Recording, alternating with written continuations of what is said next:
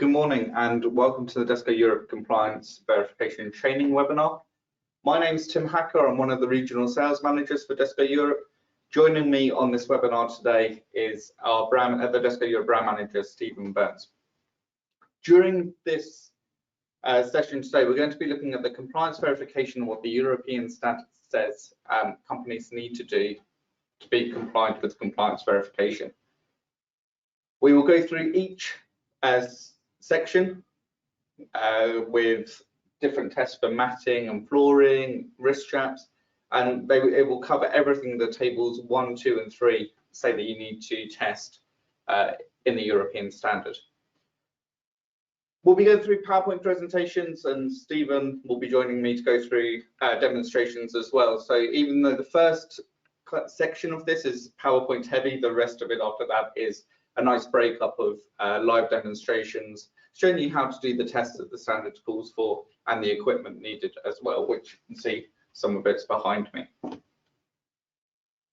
At the end of each section, we will answer questions. There is a chance for you to ask questions. It should be on the right-hand side of your screen. There's a question box that you can type in your question. You won't be unmuted.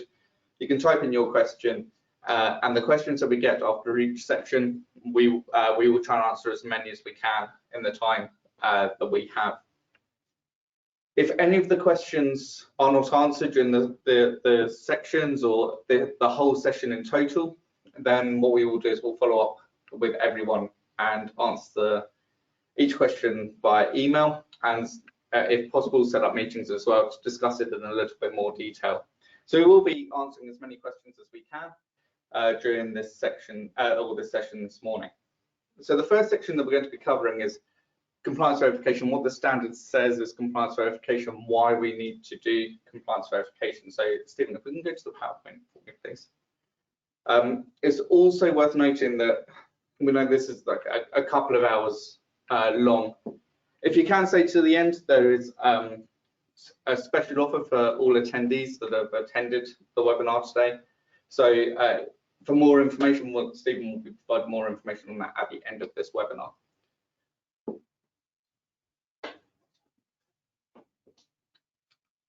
Perfect. Thank you, Stephen. So the first part we'll be going through is our compliance verification. And as you can see on the screen here, these are the different standards that we will be going through. These are the standard test methods for wrist straps, footwear, ionisation, garments, packaging. And we'll be going through each of these during this session today. All of these standards here, along with the 61340-5-1, which is on the top of the list there, they're available to purchase and download from the two websites here. The PowerPoint from today's session you will receive in a couple of days' time, so we will be providing this to you. You can go through this in your own time. We'll also be providing a recording of the video, so the whole session, so the whole webinar with the PowerPoints and the videos of the demos, the live demonstrations. You'll receive everything after this webinar. It'll be in a couple of days' time. The other standard that's required is the technical report. This is a user guide. This is a 194-page technical report, and that supports the IEC 61340-5-1 standard. What it uses is it applies to all activities that manufacture, process, assemble, install, package, label, service, test, inspect, transport or otherwise handle electronic parts with voltages greater than or equal to 100 volts human body model, 200 volts charged device model, and 35 volts for isolated conductors. And through the sessions today, or each section today, we'll be looking at, you'll see us mention 100 volts human body model and isolated conductors. So what we will do is go through what the standard says, how you can control these in the ESC protected area. As an overview, the European standard says that you need to have an ESD control plan. And part of that ESD control program plan is having your training, your product qualification, and the compliance verification. The compliance verification is what this webinar is for. You will see parts of product qualification as well during the this session today, but the test that we will be performing will be for the compliance verification. And because of that, we're going to focus on our compliance verification plan. As I say, you're going to get this PowerPoint in your own time, so I'm not going to read everything that's on the screen. I'll let you do that in your own time. But what you need to do is, for your compliance verification plan, it needs to identify the technical requirements to be verified. The measurement limits and the frequency of those verifications shall occur. And the frequency is normally user defined for the majority of items. It's completely up to the company how often they test the items that we're going to be going through today. But for the measurement limits, you have to refer back to tables 1, 2, and 3 of the European standard. We will also be showing you the test equipment that's needed to take these measurements for those measurement limits. But your compliance verification plan needs to identify the technical requirements to be verified, the measurement limits, the frequency of verification, the test methods and the equipment used. Like I say, we'll be going through that today. Tailoring statements as necessary and maintain the records of verifications. If you pass, if you fail, you need to make sure that all of those records are maintained. That goes to personnel grounding with the wrist strap set and your footwear, as well as matting, flooring, shelving, and all of those we will go through today.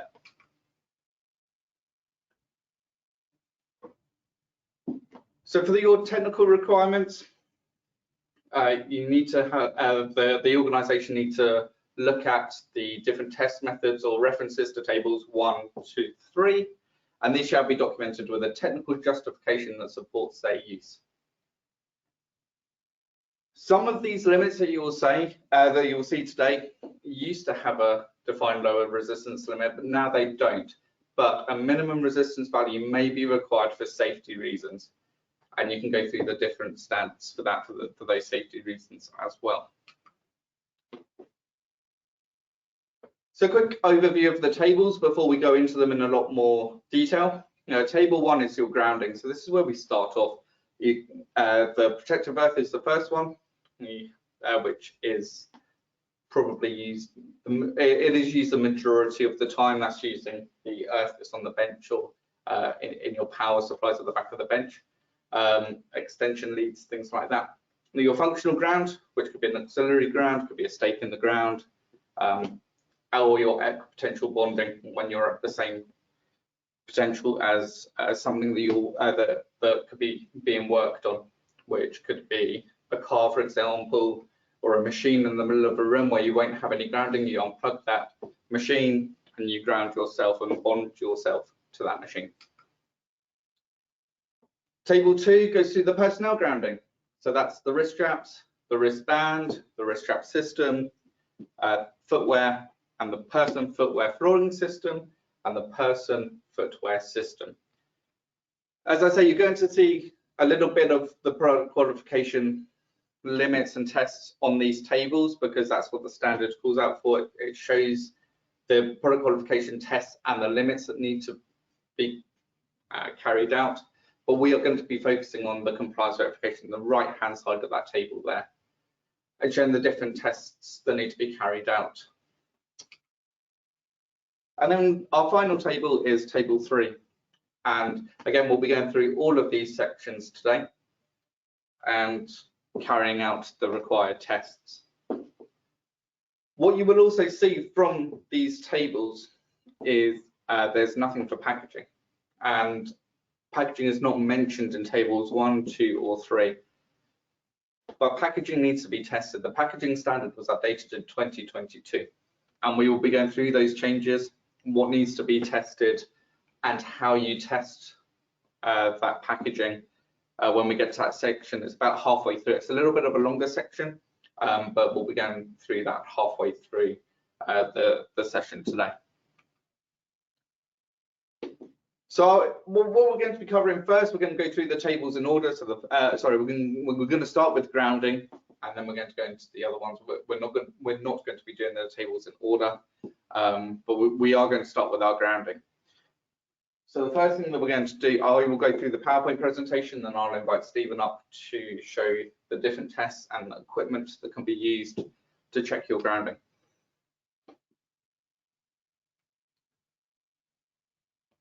So the first step is ensuring that everything in an ESD protected area is at the same electrical potential, is to electrically bond all conductive components of the work area and actual work surfaces, people, equipment, to one of the following points. That will be a common ground point connected to protective earth or functional ground, or a common connection point.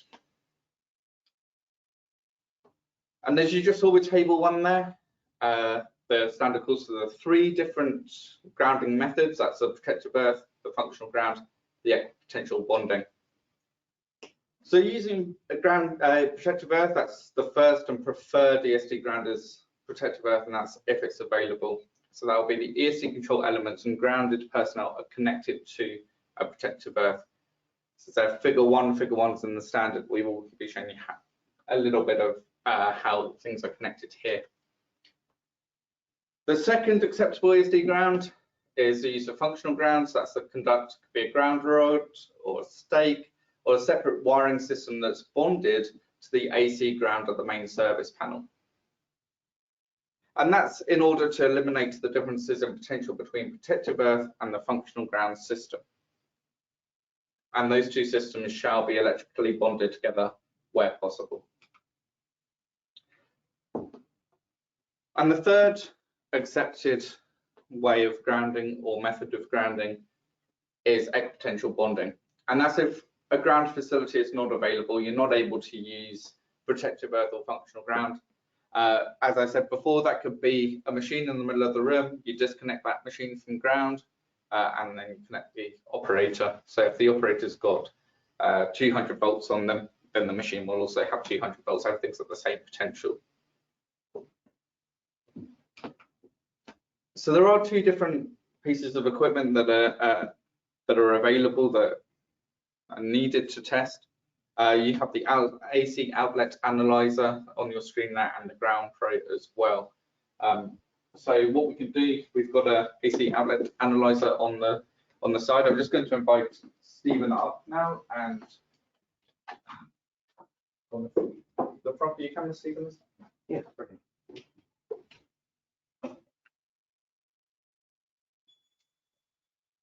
Well, good morning, everyone. I'll add my welcome to Tim's. As he said, there's a couple of ways that you can validate that an outlet is functional and in compliance with the standard. One is the ground probe, which we don't have available for demonstration today, but the other is the AC outlet analyzer.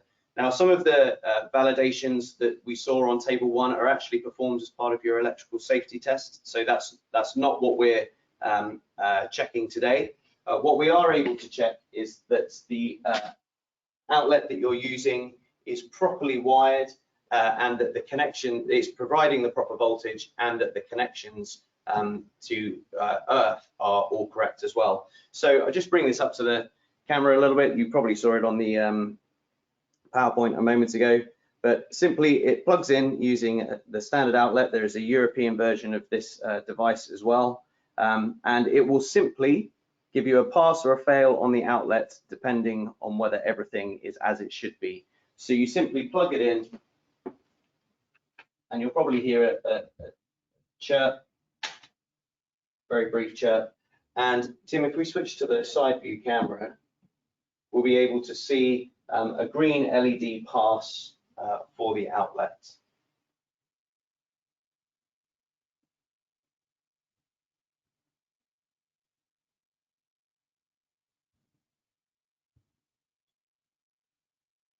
One moment, please. Sorry, it's just waiting. There we go.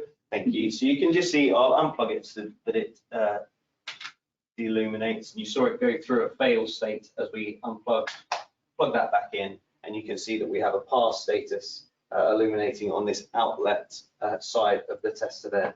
So that lets us know that outlet is in good shape and compliant. And this is actually going to be the test point for the electrical system that we're going to use for all of the rest of our tests today. We want to be testing via a known good outlet and a known good path to ground. So really simple test, and this unit allows you to continuously monitor outlets as well, so you can be certain throughout its usage that it is properly grounded, and any faults that do occur, you're alerted to straight away. So that's our first compliance verification test. Thank you, Stephen.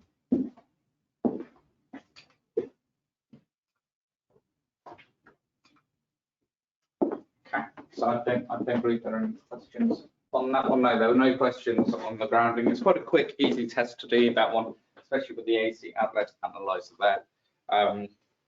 So our next session that we're going to, or section that we're going to go onto, is flooring. So we're going to go through the different tests that need to be carried out on your floor. On the floor in your facility, in the facility. So for the compliance verification tests, we've highlighted this in a red box, and that needs to be a resistance of to ground of less than 1 × 10⁹ ohms.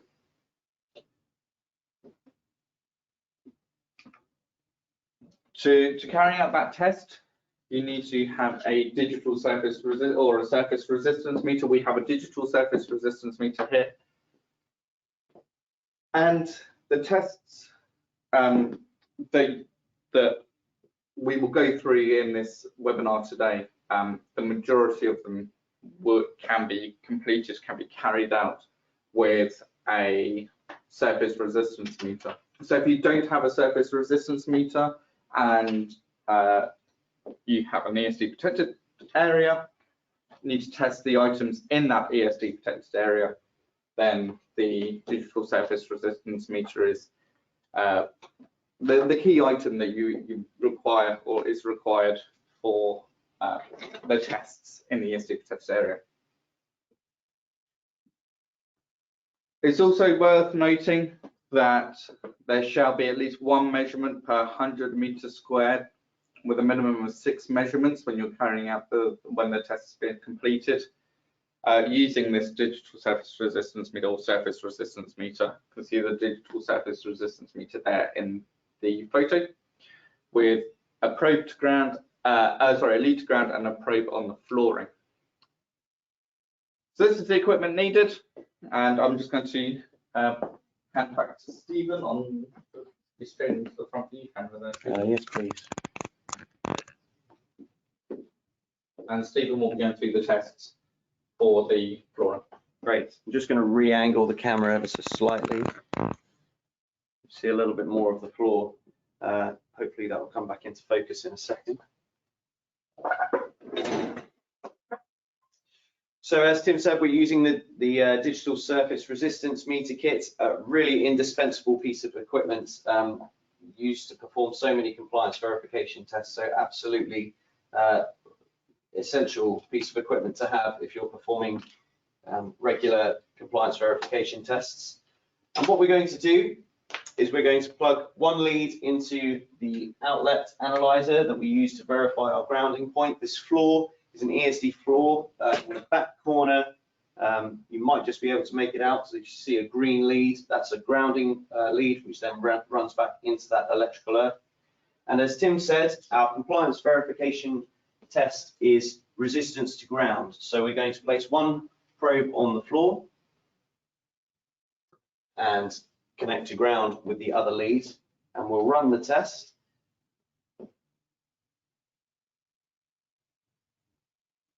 And that has given a result of 8 × 10⁴ ohms. I'll just bring that up to the camera so that you can see there.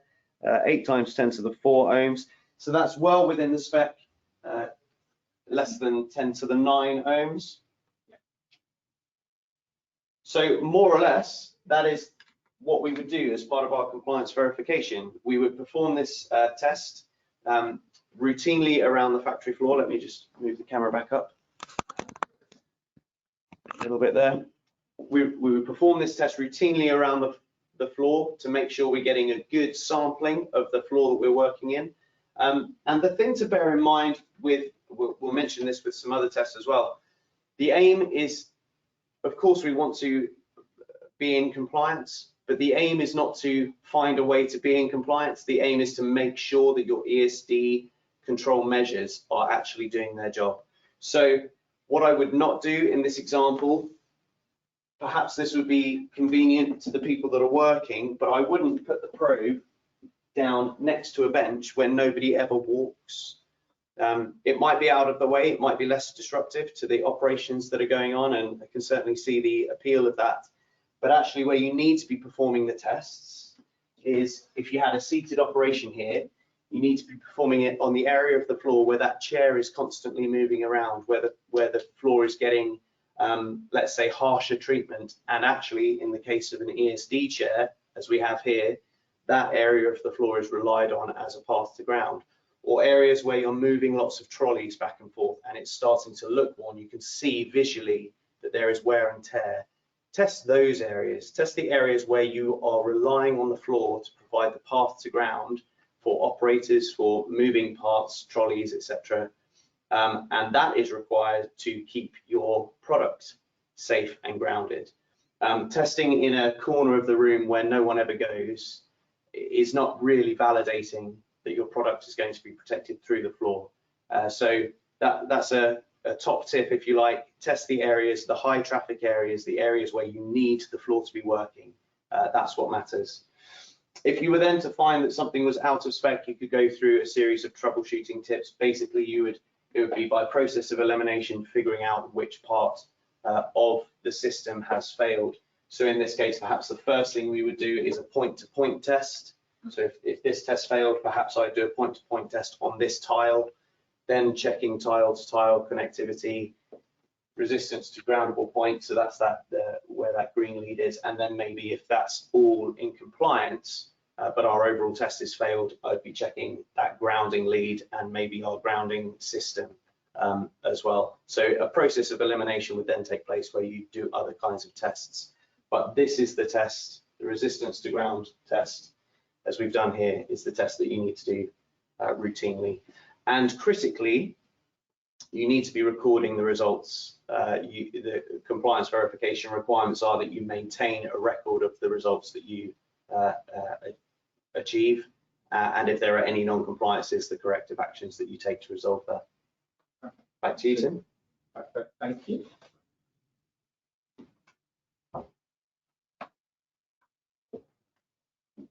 We also, so far, do not have any questions on drawing. So our next section today, as I said before, if you do have any questions, if there's anything you'd like to ask, please feel free to type your questions in that box, and we will get to as many as we can today.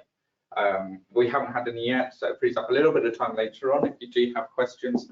A little bit further down the line, if there's anything you can think of as we're going through the webinar today.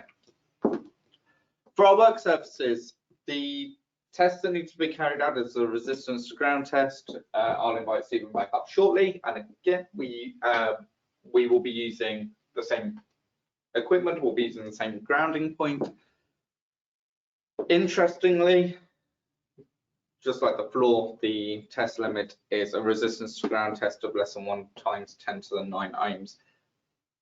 You may have seen that in past versions of the standard that there was a lower limit for work surfaces. That's been removed, but that's part of what we were talking about before in the lead up to this, of the first little PowerPoint that we had. The lower limit has been taken away, but you need to make sure that all companies need to make sure that you are using the right matting or right work surfaces being used for the application. You don't want to damage any products. For the resistance measurement of the work surface, we will be using the same probe that Stephen used, same digital surface resistance meter, and the same grounding point. As we said, everything is going around to the same grounding point that we've got here, that we've tested in our first section. We showed it's good.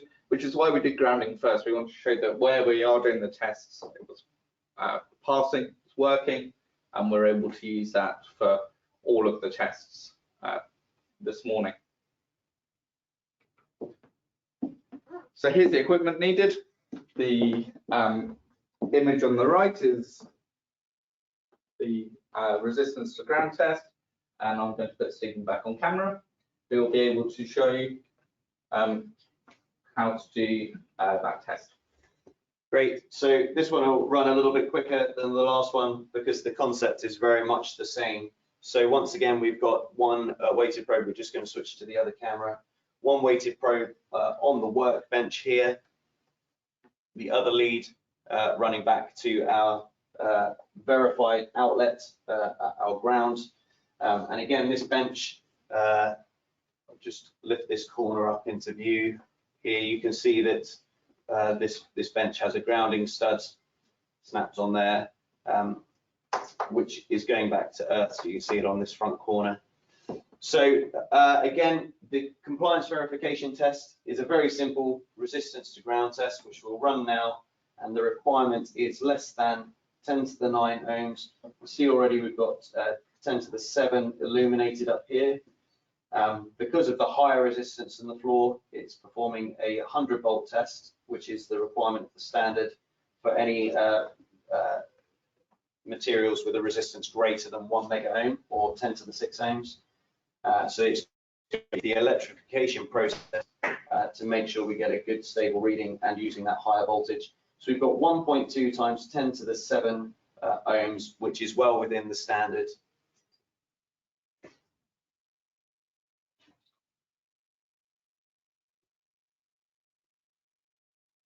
We just go back to the front view camera. Sorry about that, everybody, slight technical hitch.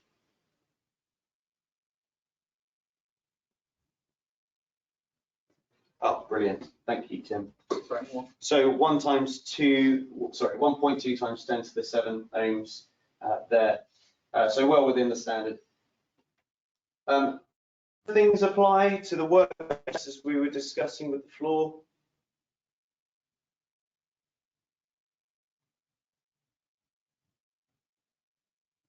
Do apologize, everyone seems to be having some problems with that camera. I'll carry on explaining that with the workbench, again, what you don't want to be doing is performing tests. Got the front view camera back. Kind of on the edge where nobody is ever working. You need to be testing the area of the bench where the product is handled, where the product is being placed and grounded through. It's all well and good if the edge is grounded, but if no product is ever placed there, then that's not the area of the mat that's actually protecting the product. You need to be testing the action areas, if you like, to make sure that the product is protected. And once again, the same trial and error process of elimination is used if you do find a non-compliance. So you would check grounding cords, you would perform a point-to-point test on the surface to see if the surface is in spec. All of these different elements would then be tested independently if you do find that there's a non-compliance. But the straightforward compliance verification test is that one that we've just seen, resistance to ground, less than 1 times 10 to the 9 ohms. And again, recording those results in your compliance verification record so that you're able to evidence that later down the track and make sure sort of over the long term that you're staying in compliance on all of those elements. Okay, Stephen. Not at all. We don't have any questions, I don't think. No questions. Thank you on that one.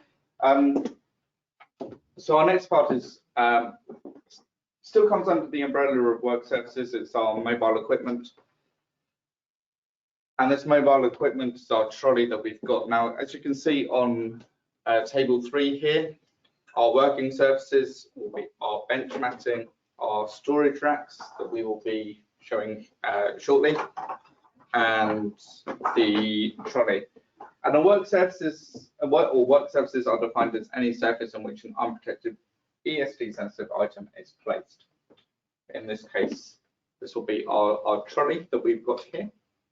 And there are different tests that you can do. So the resistance to ground test is your compliance verification test. Again, because it's a work surface, it's going to be less than 1 × 10⁹ ohms. If you've got multiple, if there are multiple shelves on the trolley, then each shelf should be tested because you need to make sure that, or each shelf is working together, you're bonded together so that each shelf is connected to ground if the trolley is being either stationary, connected to ground, or if it's being used on the floor and the conductive casters are taking those charges away. Just like the other test that we need to do is going to be the digital surface resistance meter kit, and I'm going to head over to, again, back to Steve to show you this on our mobile equipment.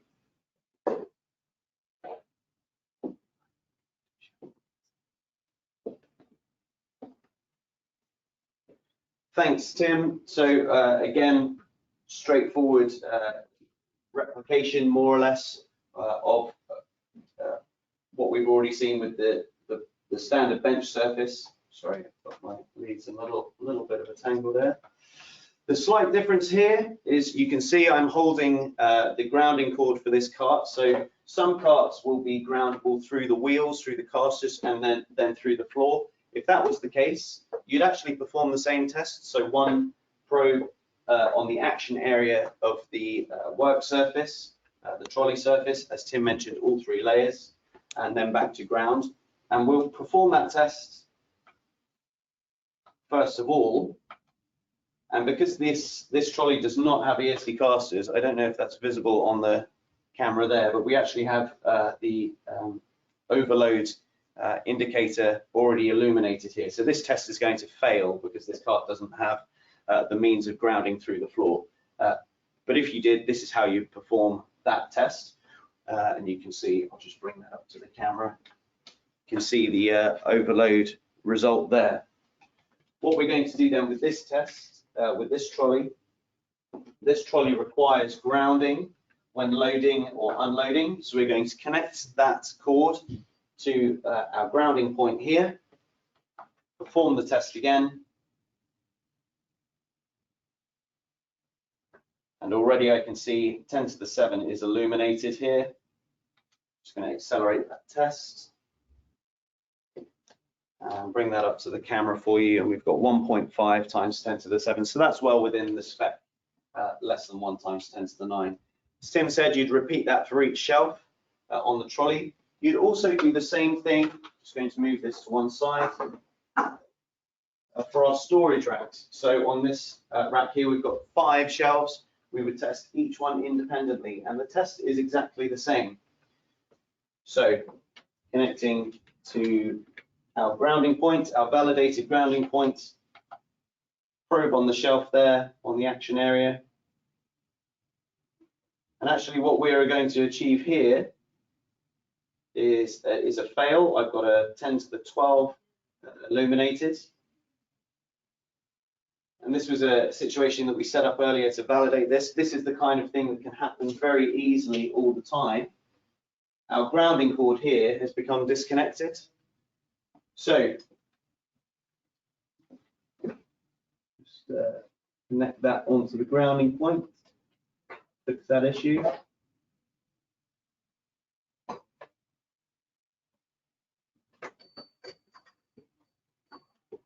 Bear with me 1 second.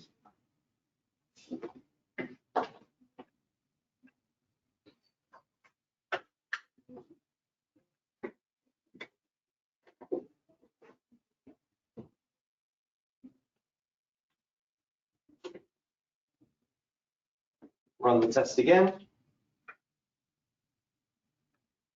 And already we're getting a 10⁶ illuminated. We'll accelerate that test through. And we've got, bring this up to the camera, 2.2 × 10⁶ ohms. So that's, again, well within specification of the standard.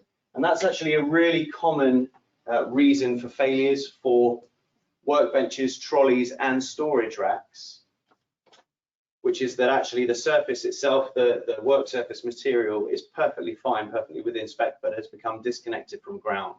and therefore it's not providing the protection you need. And also, as you saw there, the fixes are equally simple. Just resolve that connection to ground.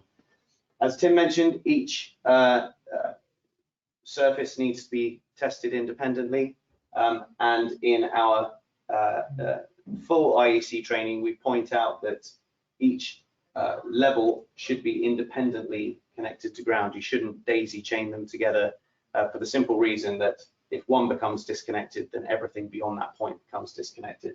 So visual tests for daisy chaining are a good thing to do as part of your compliance verification tests as well.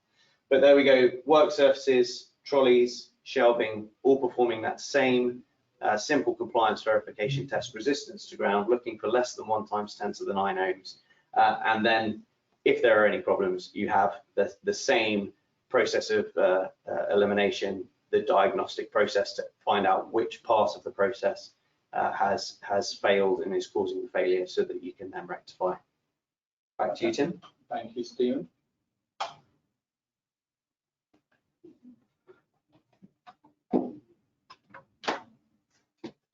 Stephen, we don't have any questions on our mobile equipment. And as Stephen just showed us, the storage racks also classed as a work surface, also going to have the same limit. And the reason why the storage racks are also classed as a work surface, because the work surfaces are defined as any surface on which an unprotected ESD sensitive item is placed.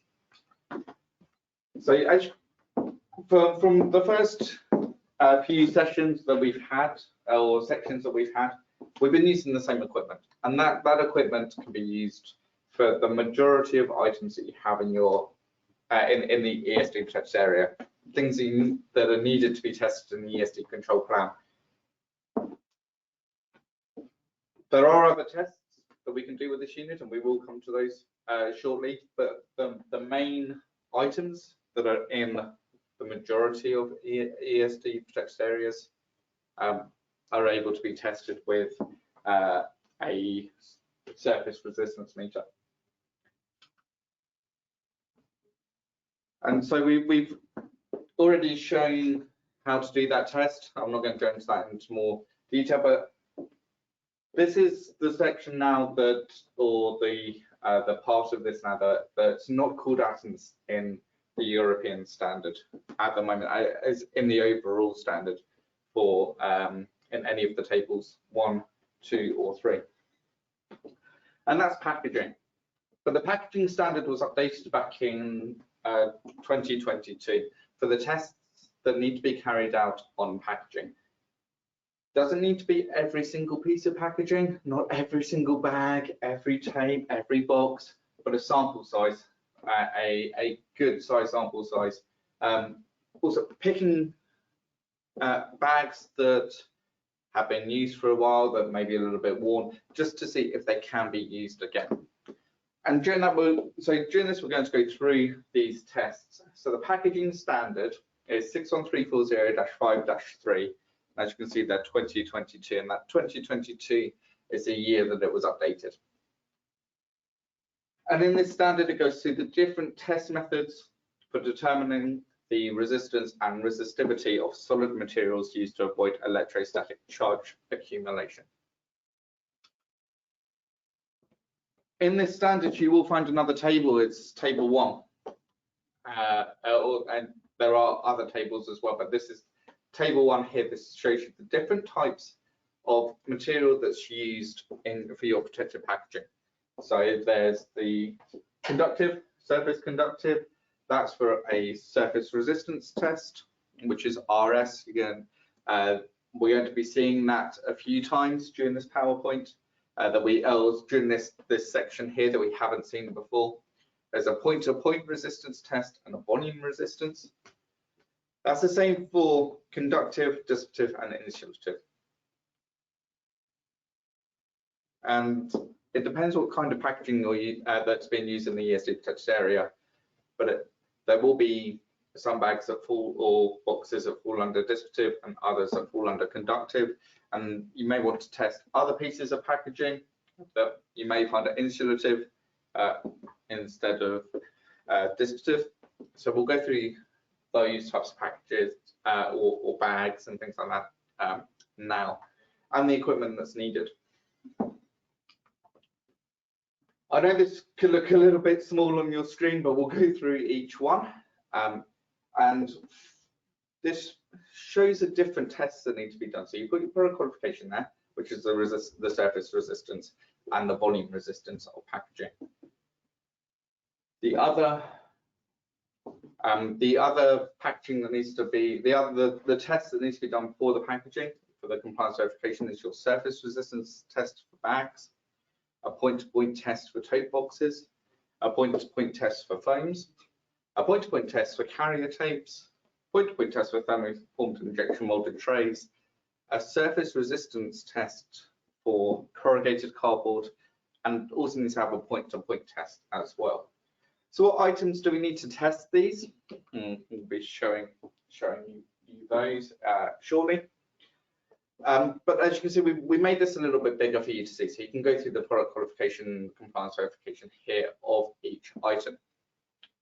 So we'll start off with the bags, and then we have our tote boxes as well, so the point-to-point tests, and that's the inside and outside surfaces of your tote boxes. The bags, that's also inside and outside to test those. We're not going to go through volume resistance. Stephen's already mentioned the IEC training that we do. We speak in quite a lot of detail about volume resistance and product qualification, but as this is a compliance verification webinar, we are going to be focusing on the compliance verification tests. The foams also need to be tested for top and bottom surfaces. That's going to be a point-to-point test. Depends on the size of the foam for the equipment that's needed. Carrier tapes, again, that's going to be a point-to-point, and that's the inside cavities of the carrier tapes. In thermoformed and injection molded trays, again, another point-to-point test for the inside cavities. And your corrugated cardboard, the inside and outside surfaces of that cardboard for surface resistance, and a point-to-point test as well. So the equipment needed for this, you can see here that there's our surface resistance meter as well. This is the digital surface resistance meter, the one that we've been showing. We haven't gone into the unit in much detail, but there are a couple of tests that this unit will do, different voltage levels. The first, this unit will do a 10-volt test. If that item is dissipative, it will then change to a 100-volt test. It does that automatically. There are other testers out there that don't change from a 10-volt test to a 100-volt test automatically. So to carry out these tests for packaging, you need to apply a 10-volt test and wait for that meter to stabilize for around 15 seconds. If the reading is greater than 1 × 10⁶ ohms, then switch that the meter to 100 volts and retest. Note the resistance after the meter stabilizes, or again after those 15 seconds. Once you change that test voltage from to 100 volts, the resistance reading might change as well, but it will change as well. But it may have a resistance reading of less than 1 × 10⁶ ohms. And when this occurs, the reading made with a 100-volt test is used. Okay, so just make sure that if you're testing your packaging and at 10 volts, it reads at greater than 1 × 10⁶ ohms, switch that meter manually to 100 volts and do that test again. As you can see here, we have a concentric ring probe, which will be showing you. The other test for the smaller items is a 2-point probe, and on the camera we'll be able to show that in a little bit more detail. What's also required when carrying out this test is from the second bullet point here, is having a insulative specimen to support the surface of testing inside an active ESD protected area. Because you're bringing in an insulator, all of your ESD sensitive devices or items need to be moved a distance greater than 30 centimeters from the testing area. So what you'll see from us, we will bring in a piece of equipment to do that test. We've removed everything that is sensitive, and on our workbench here, it's easy to do in front of the camera, is carry out that test. And the reason why we have an insulative surface on top of a dissipative surface is because there may be some residual dissipation from the work surface or properties from that work surface. So what it will do when the test on the packaging is being carried out, it will pick up some of the surface and it will give a different result than if you're testing on an insulative surface. You want to isolate that packaging from a grounded surface, carry out that test and make sure that that packaging is working. The larger pieces of packaging, as it says, for corrugated cardboard, for larger bags, tote boxes, then you can use a point-to-point resistance test as well. So that's that RP to P.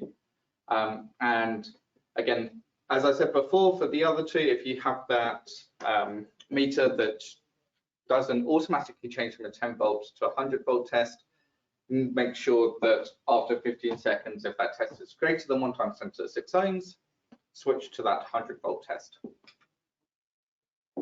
So on your screen, there are a few items there or equipment needed. We're actually going to go through another piece of equipment as well, just for quick checks. But this is the equipment that's needed to carry out this testing.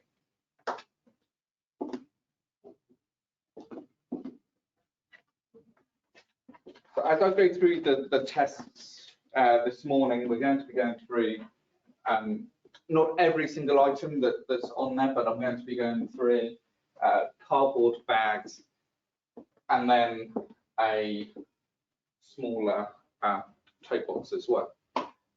What you may, sorry, a smaller box as well. So what we're going to see, what you may have seen through those tables is that there's no actual limit on the compliance verification table.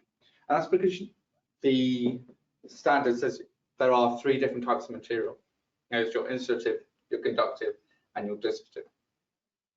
And so when the material is being tested, it's going to tell you where you are. Now, if the dissipative range is where you want your packaging to be, then you know it's going to be somewhere between 10 to 6 and 10 to 11 ohms, ideally, and that's how we're going to be testing on our insulative surface. So just before we change the camera, we'll do it on the side of your camera. I think it will work. Well, I'm just going to grab my insulative surface. Thank you. And I'm going to place my insulative surface on my bench matting. So you should be able to see that now. Brilliant. As I say, I'm not going to go through everything that the standard is called for, but I'm going to show you the different materials or different testers that you can use, and some of the different materials that you can see inside an ESD protection area.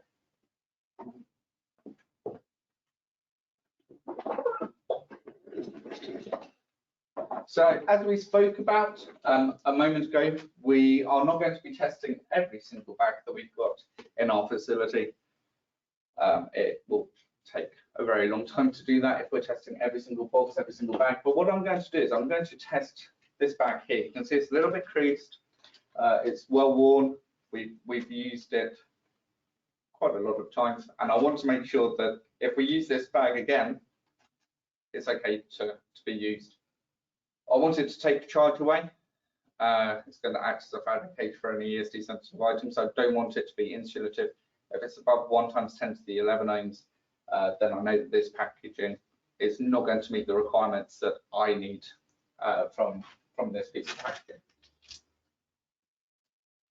Ideally, these 2 probes will be placed about 25 to 30 centimeters apart. This bag is not big enough for us to do that. So in this case, we're going to use our concentric ring probe. Place that on top.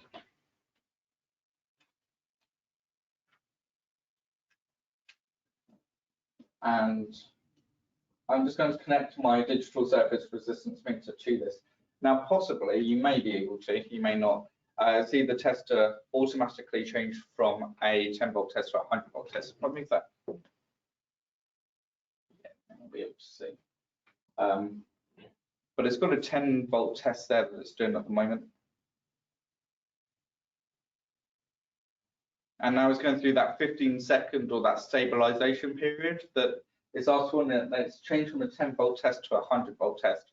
When it was on the 10-volt test, it was shown as above 10 to the 12, but that's 1.1 times 10 to the 10 ohms there. I hope I can bring that a little bit closer, or if it's there, you may be able to see that, but it's 1.5 times 10 to the 10. So I know that that packaging from the outside meets the specifications, but I also need to do a surface resistance test of the inside of the bag. Now you can turn the bag inside out, or you can put your probe inside there. Now I put it in there. What needs to be tested is the area that is well worn, that maybe it's lost a little bit of color in some cases of the pink material, the low charging material, anti-static material. But you need to make sure that the also the bags can get well worn, so you need to test on those areas, or the test needs to be completed on those areas. So I'm going to do the test again at 10 volts, it goes up to 10 to the 12, switches to that 100-volt test, stabilizes, and I'm hoping for somewhere below 1 times 10 to the 11 ohms. I don't want this to be insulative again, I want it to be in specification, and the inside is 7.8 times 10 to the 8 ohms. So the inside is more conductive than the outside. It's 10 to 10 on the outside, 10 to the 8 on the inside, and that test there shows that that bag is okay. Using this meter, using the concentric ring probe, that's going to give you the most accurate test. It's going to give you the reading, the values that you need. You can make a note of that for a bag, put it down as part of your compliance verification. But you could also use a portable surface resistance probe. This is a really quick test. It's just going to tell you what the surface is. So if I put this down, push down on the surface here, we've got 10 to the 10 ohms there. So it's the same test. It just doesn't give you a full close value. It says it's in the region of 10 to the 10, and you can actually see there it jumps up to 10 to the 11 in some places as well. So it's not going to give you a precise reading. For a more precise reading, you'll want to use, or you can, the surface resistance meter is the item to use. But again, I'm just going to test the inside, same area. We've got 10 to the 8 before. It's about 10 to the 9 in that area there. So it's going to give you a quick test. And these little testers here are really good for those quick tests.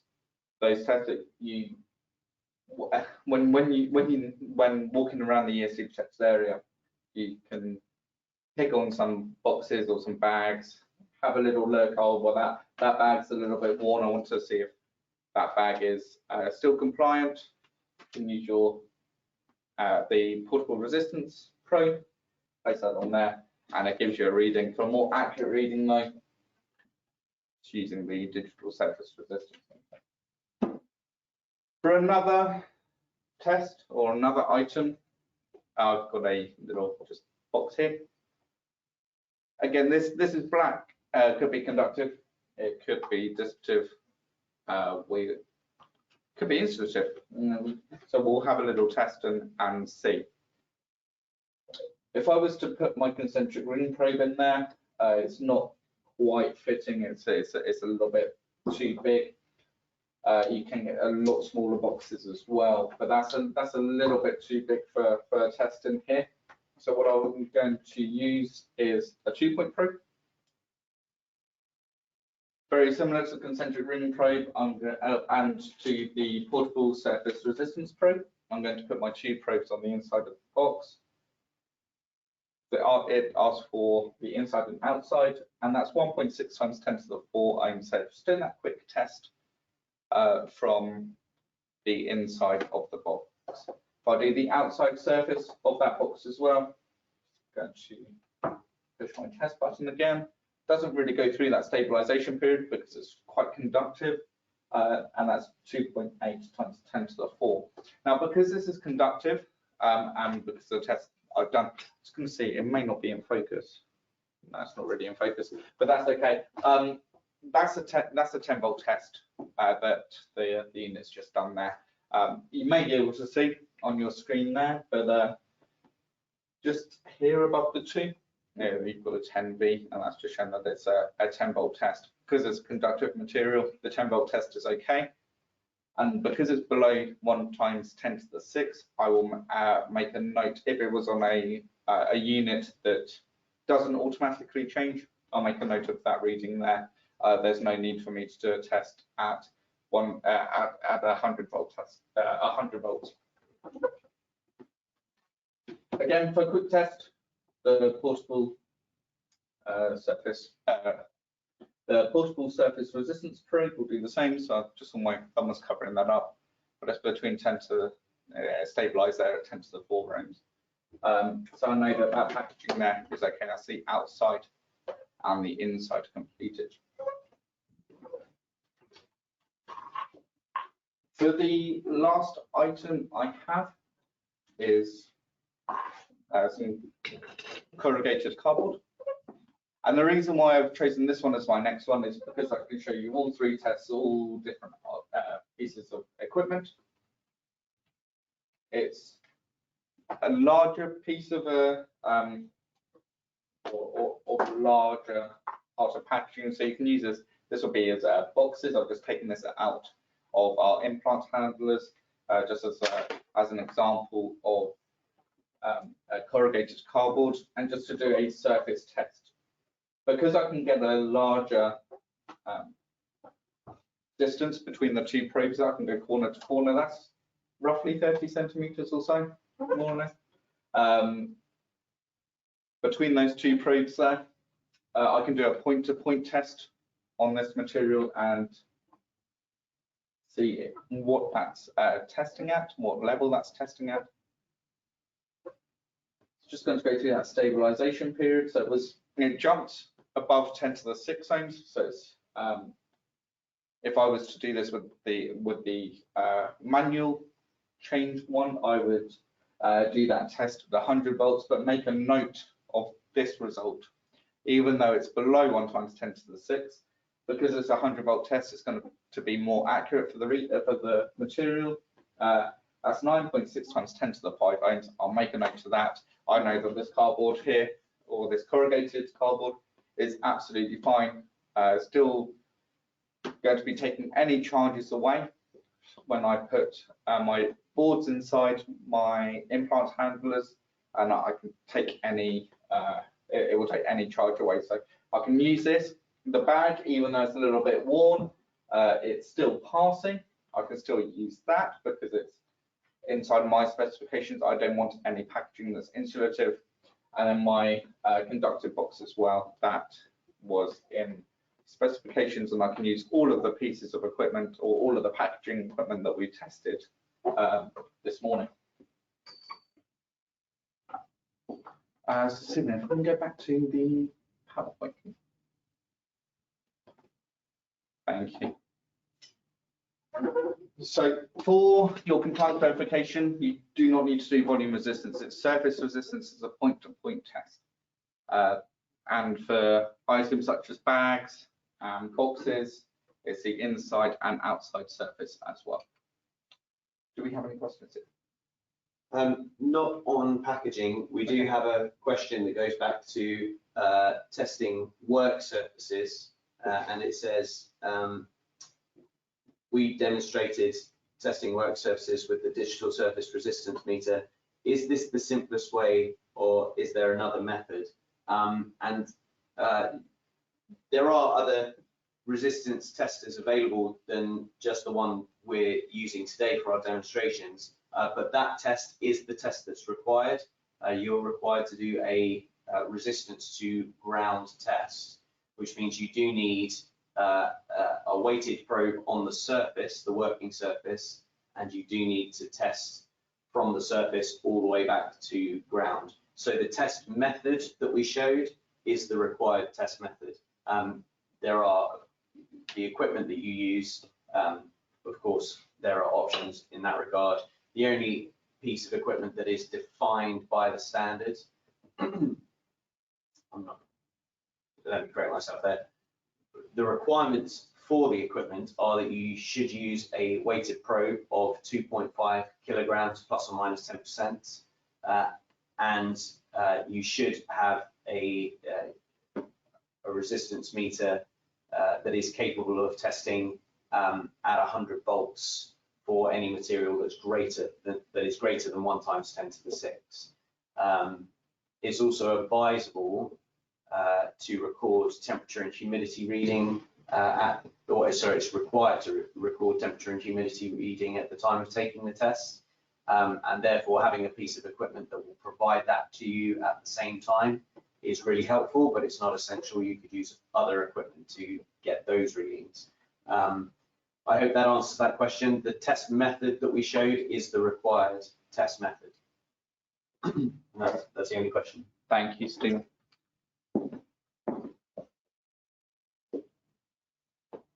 So our next section today is personnel grounding. So the packaging one was a little bit longer than the other ones that we've gone through today. Because there's more tests. It's not called out. If you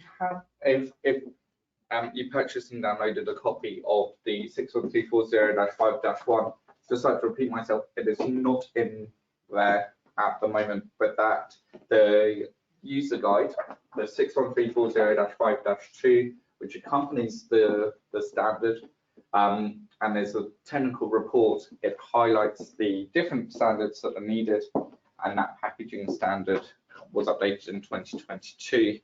And for a complete compliance verification plan, the packaging needs to be tested in accordance to those tables there. We will be sending these PowerPoints out. I know I've said it before, but it's worth reminding you, we will be sending this PowerPoint out to you after the training in a couple of days' time or so.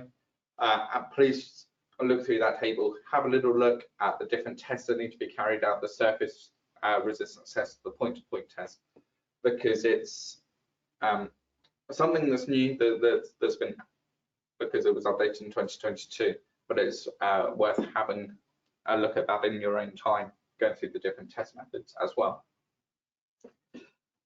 Moving on, though, we're going to be looking at personnel grounding. We've had a look at grounding our materials, that is our work surface matting, our mobile equipment, our flooring, and our shelving. Now we're going to be looking at grounding our personnel. For the test methods, the 61340-4-6 standard is required. And again, that is available for purchase and download from the links that we sent you, that we will be sending to you on slide 3 of the PowerPoint.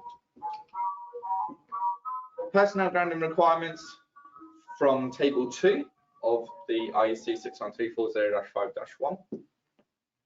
For compliance verification, it asks you to look at the wrist strap system. That wrist strap system, there's no need to test the wrist straps, which is the band and the ground cords. There's no need to test the wristband resistance because they're both product qualification tests. The only one that you need to do for compliance verification is the wrist strap system. And that's in the first part of this one. And the second part, we'll be looking at the person footwear flooring system. Again, there's no need to test that footwear. You need to make sure that that footwear is compliant when you do your product qualification, but when you get to your compliance verification, you need to test the person, the footwear, the flooring system, as well as the person and the footwear system. So there are a couple of tests that need to be done, and we've got some different units to show you, as well as the digital surface resistance meter as well. With the wrist strap system, you need to do the test needs to be a continuity test. There are two types of test methods for this, one with an ohm meter and one with an integrated checker. One with the digital surface resistance meter that you can see on the screen here, there's a handheld probe. You plug in your wrist strap into the top of the unit, hold the probe, and it tests with 100 volts or 10 volts the connection. It gives you a reading, an accurate reading as well, which you may not get on testers that you have that are in facilities. It may not give you the resistance readings. It will give you a pass or a fail. It could also, there are some out there as well that will give you a pass high, fail high, pass low, fail low. But the majority will say pass or fail. And there your integrated checkers. Now a couple of different versions there that you can see. The one actually on the right there gives you those resistance readings. But as you can see, when you're doing both of these tests, when both these tests are being completed, you need that it's testing the wrist strap system, including the person. Why it's important for compliance verification is testing everything as a whole system is because it's the operators that are working on the items, it's their wrist strap, and it should be their coil cord that they use on a daily basis being checked. Please do not have any coil cords dangling down from testers and testing those. The coil cords that the operator uses on a daily basis are the coil cords that need to be tested, and that's part of that wrist strap system. So different types of equipment needed, you have the digital surface resistance meter kit, the handheld probe, and the integrated tester. I'm just going to hand over to Stephen in a moment, who will be able to show the test with an integrated tester. I'm just going to put it on the front view, can you see? Yeah.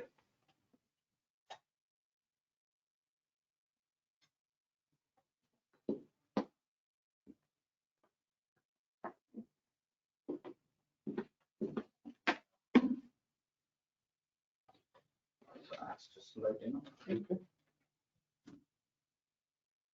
Brilliant, thanks, Tim.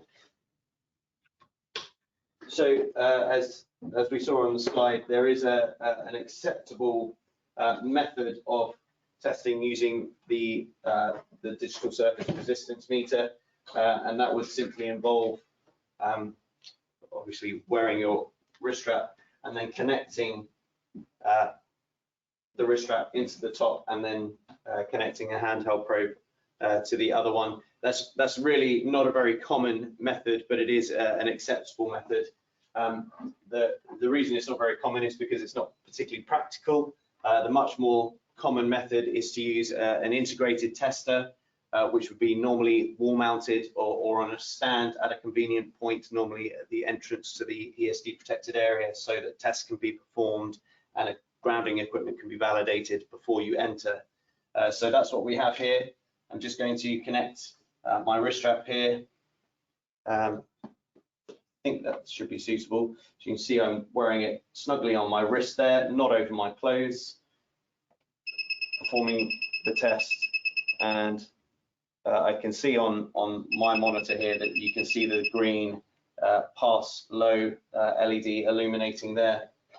I also, perhaps I'll lift it up so that you can see, connected to this lead, if you can see that, is a foot plate, and I'm wearing some ESD heel grounders here. Let's bring this up to closer to the camera. So I'm just going to perform that test now, and again you can see illuminated there a pass low, and I'll test the other foot, which is wearing a slightly different foot grounder, and again a pass low. So on this tester you can test your wrist strap and your footwear. You do have to test each one independently Other testers available will provide different features. So for example, the smart log, this isn't powered on at the moment, but this would allow you to connect your wrist strap and stand on a split foot plate, so you could test your wrist strap and both feet simultaneously in one test. And obviously that's a faster way to go and is fully compliant with the standard. So there are testers that allow you to do that, all three tests, left foot, right foot, and wrist strap in one test. And the smart log, in fact, goes to the next level, which is to collect the test transactions as well. As we mentioned earlier on, and we haven't mentioned it every single time, but it is true every single time, that all of your test results, all of your compliance verification tests need to be recorded. You need to maintain records of that. Now with work surfaces, of course, maybe you have 20 or 50 work surfaces that you test perhaps once a month or once a quarter. Let's say it's 50 and once per month. Well, that's quick maths here, 600 tests over the course of a year that you need to record. That sounds like a lot.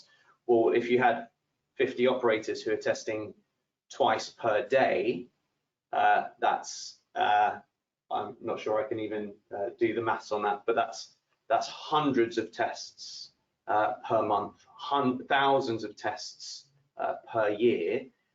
Keeping an accurate record of all of that is pretty hard work. You're also, if you're the ESD coordinator, perhaps you yourself are doing the floor testing, the work surface testing, and so you are responsible not only for performing the test, but also collecting the records. With operator grounding tests, you're relying on each of those individuals to perform their test and to record the test.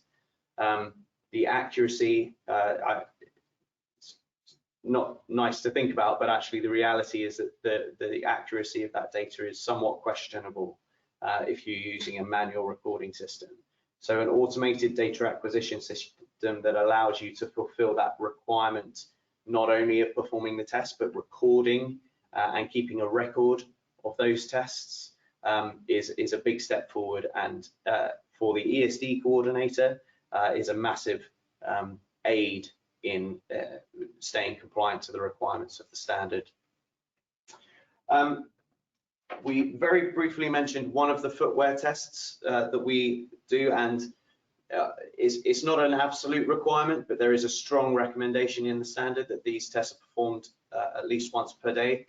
One of the less regular tests that you might perform, this is a requirement for product qualification and is recommended to be, and is required to be performed periodically as part of compliance verification, is body voltage generation through footwear flooring systems. So if I just angle down slightly and I'll stand in an appropriate place, you can see I'm wearing a certain kind of foot grounder on this foot and a slightly different one on this foot, but in either case I'm grounded through the floor. And just to demonstrate that, Tim, would you mind passing me the handheld probe? Thank you. So this is to show that with these foot grounders standing on this floor, I am connected to electrical earth. So I'll just hold the handheld probe in this hand. Conducting the test now. We'll just accelerate that testing. And we have a result there of 1.4 times 10 to the 6 ohms. So very good conductivity through my footwear to the floor. But the question that we're looking to answer with this equipment is, how much voltage am I able to generate as I walk around the production area? The difference between a wrist strap at the workbench and footwear is that one is a constant connection, with a wrist strap, I am connected 100% of the time, provided the wrist strap is functional, to ground. Whereas with footwear, that contact is constantly being broken and remade. So that's the thing that we're looking to validate with this device, the body voltage meter, is to see how much voltage I'm able to generate basically in those periods of either less or fully broken connection with the floor. So I'm just going to press the start button. We'll wait for it to begin monitoring. You might be able to hear a little chirp as it begins to monitor.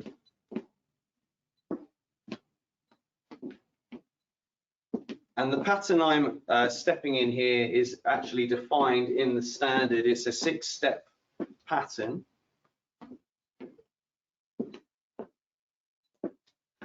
And I don't know how clearly you can see it on the front there, but it's basically varied between about 16 volts and 22 volts. What the standard's looking for is less than 100 volts, and even that is the average of the 5 highest peaks over the course of a period of time. So being in that sort of less than 25 volt range is very much compliant. What we might do actually is if we could get Tim up. Tim is not wearing foot grounders, so we're just going to see if we can get, probably not lots, but some voltage with an ungrounded operator.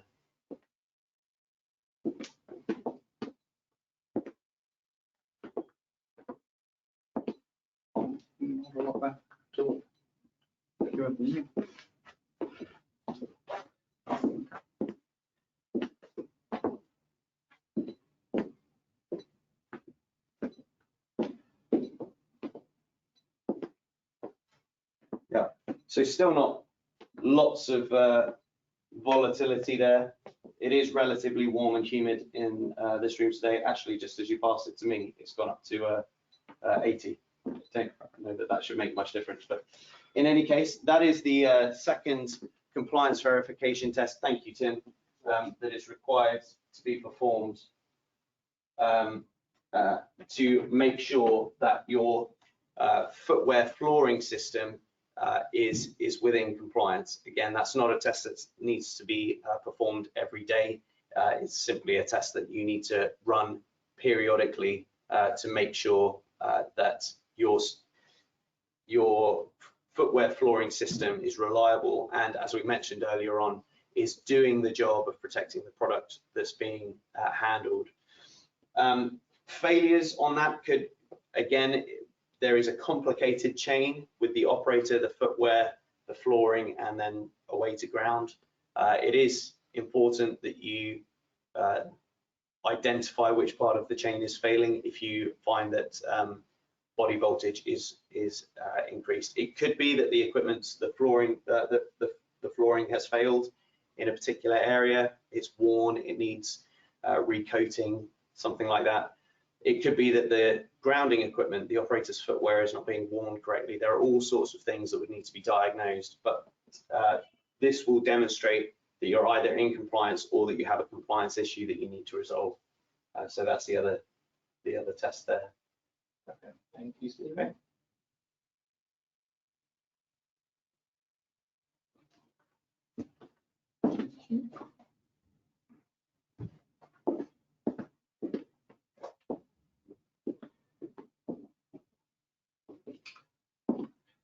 So Stephen's just spoken about the personnel grounding for the ESC footwear and flooring test methods. Now, just going back to the table here, just going to look over that again. That person footwear flooring system, the resistance to ground of less than 1 × 10⁹ ohms, and the groundable point, which the shoes, or in this case, it's a foot grounders, need to be less than 1 × 10⁸ ohms.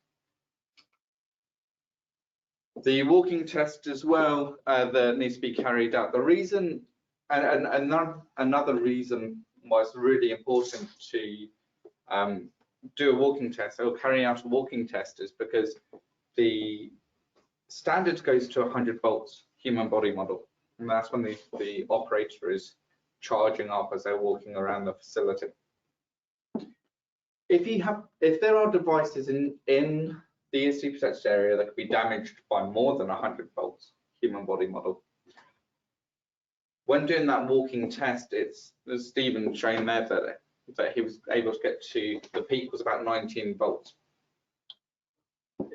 If Stephen's working on a component that could be damaged by 30 volts, 50 volts, he doesn't want to have that walking test, that charge, the human body model charge, be greater than 50 volts. So even though the standard says 100 volts, it's really worth noting the most sensitive component in the ESD protected area, and when that information is available, treat all of the devices exactly the same. Make sure that every device that's worked on in the ESD protected area is treated the same as the most sensitive device. Because operators aren't going to know the difference most of the time between different devices, and know that this device here can be damaged by 50 volts, but this other component can be damaged by 100 volts. So treat everything the same, and the item should be okay. But with the human body model, that charge generation when walking on the floor, whether you're using shoes or you're using footwear, needs to be below 100 volts, or if you've got sensor devices that can be damaged by less than 100 volts, you need to make sure that you're charging up less than that. For the compliance verification on the person footwear flooring system, the standard says have a look at points D and F. D is that periodic body voltage generation test, and that should be done to verify the voltage is less than 100 volts. So even though you don't, that test is called out for in product qualification, it's also called out in your compliance verification. And point F is the required limit of less than 1 × 10⁹ ohms. It's a maximum allowed value. The user should establish an upper limit from the resistance values that were measured for product qualification for the footwear and the floor to comply with less than 100 volts body voltage generation, and use these resistances for compliance verification. So that limit in the standard is greater than 1 × 10⁹ ohms, but each user, each ESD coordinator, quality manager, the person in charge of the ESD control plan should establish an upper limit from the resistance values measured during product qualification. And use your compliance verification data against the data that you collected during product qualification. As Stephen's shown us already, the different test methods, there's standing on the integrated checker, the body voltage meter, the handheld probe, and using a digital surface resistance meter kit. That handheld probe, as Stephen showed you, could be used with the digital surface resistance meter kit with the wrist strap, with that wrist strap set.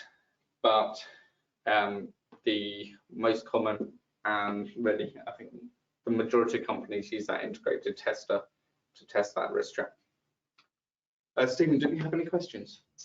Yes, so there is one question about footwear testing. Do you lift the foot that is not standing on the grounding plates? Yes, you do. Yes. So when you are, if you do have a single plate foot tester like we had and Stephen showed you, lift up the foot that's not on the foot plate, so that you're not picking up any residual grounding or resistance there from that other foot. You are testing each foot individually. And the standard actually has a figure in the user guide that shows how to do that test as well with the operator's foot in the air. And the reason that's important is because in a lot of cases, the flooring around the tester will be an ESD floor, and when you perform the test voltage will drain away to earth through the floor, and you'll get a false fail on the foot that you're testing. So that's a good question. Thank you. Perfect. Thanks, Stephen. So our other personal grounding method is continuous monitoring. Continuous monitoring monitors the wrist strap system to make sure it's properly connected to ground, and the operator will be at a value close to ground potential. The periodic testing of wrist straps, which is typically on a daily basis, but as I said right at the very start, all of the tests that we're going through today are user defined. It's up to the company how often things are tested, including wrist straps and footwear. But as that's described in the standards, the wrist strap system is being worn properly and is functioning as expected. But during this, any part of the system were to fail for any reason, the operator would not know of the failure until the system is next tested, which could be the next shift, could be the next day. And when you have that, there's something called a grey zone, and we'll go through that shortly. Continuous monitors were developed to overcome a situation of those wrist straps failing and not knowing where that failure occurred or when that failure occurred. And they're often required in critical operations, so when very sensitive devices or high value product applications. So there's different types of constant monitors sold on the market today, and all of them are designed with the intention of notifying the operator of a wrist strap system failure. With the three different types of tester, or we've gone through three different types of this, the common wrist strap testing methods, the standard fixed resistor tester. During this, employees forget to sign in the morning, they get lazy, they don't want to deal with failures. It's just a tick sheet and they tick that they passed even if they failed. Sometimes if you have dry skin or the connection to ground through the wrist strap isn't great, it's not snug, as Stephen said earlier, it's a little bit loose. It can lead to multiple failures before a pass. There'll be intermittent failure. And once the test is completed, there's no status of the wrist strap until the next test is taken, and that's what we call the grey zone. That could be a whole day, that could be a few hours, it just depends how often you test your wrist straps.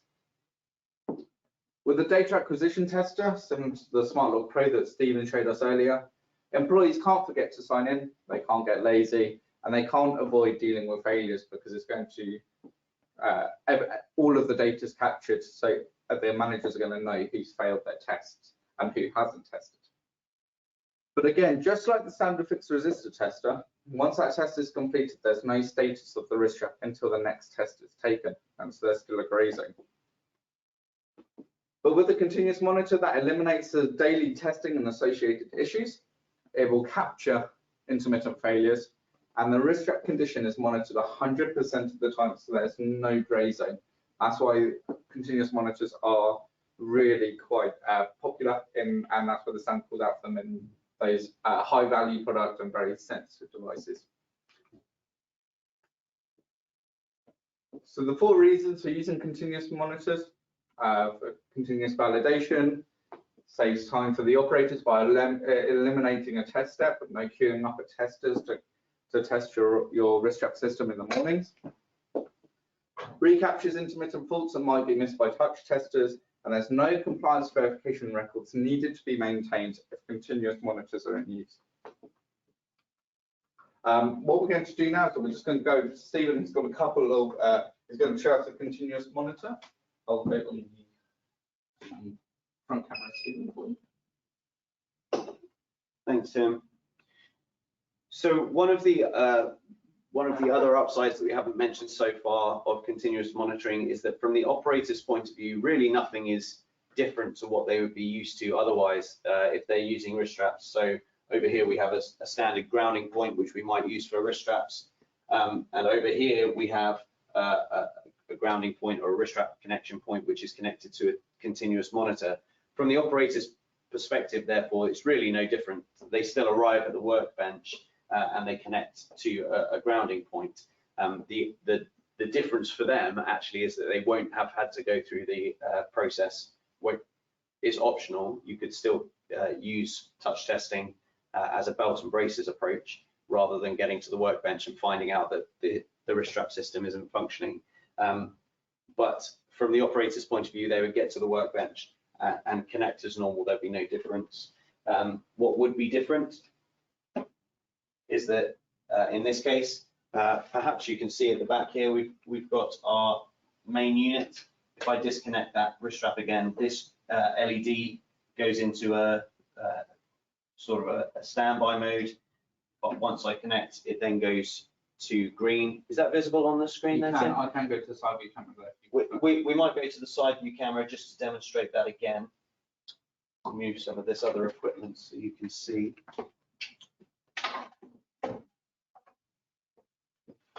Is that visible there? Yeah, so I'll just rotate that around slightly. So it's this LED we're talking about, so you can see it's just de-illuminated to show that we're in standby, and then when I connect the wrist strap, that then becomes live there. Tim, let's stay in that view, I think, actually. Yeah. Is that all right? Yeah, absolutely. Put some slack on those leads there. Great. Moving ever so slightly. So then while I'm working away, I'm reassured 100% of the time that my wrist strap is functional, I'm connected, I'm grounded, and this monitor actually will detect if there is any voltage generated on my body as well. So there's other additional benefits to continuous monitoring, including monitoring the work surface mat as well for grounding. So this means, this is what Tim mentioned when he said there's no gray zone, because instead of let's say waiting until tomorrow morning to perform my next test and then finding out that the wrist strap has failed at some point today, or if I'm testing 2, 3, 4 times a day, there's still maybe a 2-hour window between tests. And if I pass in the morning and then fail at lunchtime, everything in between that pass and the fail is then questionable. Well, the duration of questionability here is just a few seconds. You saw how quickly the LED changed from green to red and then goes into an alarm state when that becomes disconnected. Well, that reduces your grey zone to mere moments. You're alerted straight away that there is a failure, there is some kind of issue with your grounding, and you can immediately take your hands off of any sensitive product, solve the issue, and then get back to work. I'm not sure. We did have a faulty cord around here somewhere, which we use for demonstrations. I'm not sure if we still have it. But as Tim mentioned earlier on, I'm just going to disconnect this to show you. I'll bring it over onto this camera. This flexible section here, this molded section, this is the part of the cord where there is a 1 mega ohm resistor connected in here. Have you found it, Tim? That's brilliant. And that's often the part that fails over time. Just the connections to that resistor will fail. When you connect it to a smart log or another touch tester, do you mind if I take that one from you, Tim? There is every chance that it will pass, and the reason for that is as it moves around, you might find that you perform the test at the moment when those two ends are making contact with each other and actually perform just fine. If I connect that there, let's see if we can achieve that. So I don't know if you heard that brief chirp there. We're actually getting a pass most of the time. We've managed to get one fail chirp, but it still proves the point that with intermittent cords that actually have a failure in them on a touch tester and even on a continuous monitor, you might get a pass most of the time, but actually there is a failure either waiting to happen or has already happened that you will miss on touch testers most of the time. So that's continuous operators in action. And not to make too much of this, but this is the only element that then doesn't require compliance verification records. Every other element that we've mentioned requires a compliance verification record to be kept. If you're using continuous monitors, you no longer need to keep compliance verification records for your wrist strap systems. Thank you, Steve.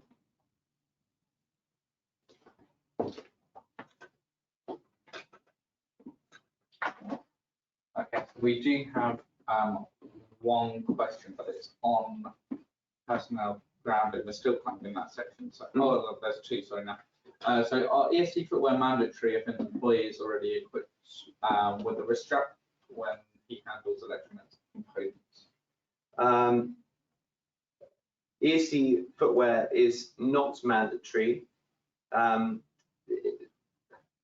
There are very few elements of the ESD control program that are absolutely mandatory. What the standard will say is that on seated operations, the operator must use a wrist strap or a wrist strap system or a groundable garment system, groundable static control garment system to ground the operator, and that's because the footwear becomes even more unreliable in seated operations. There is no requirement that I'm aware of for using footwear. One of the implications, though, of not using ESD footwear is that any time you take a product away from the workbench, it would have to be packaged in shielding packaging. Whereas if you have robust ESD footwear and flooring, and you've performed all of the product qualification and compliance verification of that system, you'd then be able to, for example, carry a PCB or components from one workbench to the next without having to package it in shielding packaging.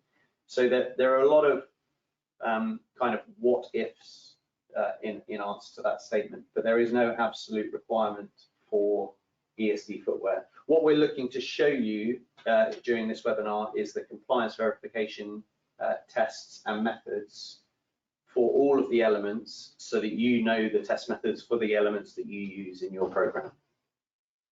Thanks, Stephen. And the final one is on continuous monitors. Can monitoring systems include a room humidity measurement to keep an eye on the coloration between the two? Yeah, the correlation. So I am not aware of any continuous monitors that also are detecting and reporting on humidity and temperature at the same time. Our system that we just showed you here is actually a data acquisition system as well, and it would be possible with that software to integrate it with other systems that are monitoring those sort of environmental conditions and sort of connect the two sets of results together. But I'm not aware of a monitor on the market that does all of that in one monitor. Perhaps whoever asked that question, we can catch up with them sort of afterwards and go through what's available in more detail. And also, when you're testing your work surfaces as well, depending on the test that you're using, that's going to have the temperature, humidity too, and that's going to show you when you're testing your work surfaces. But yeah, that could be something that's used, as Stephen said, with our unit. We can provide some more information after this webinar.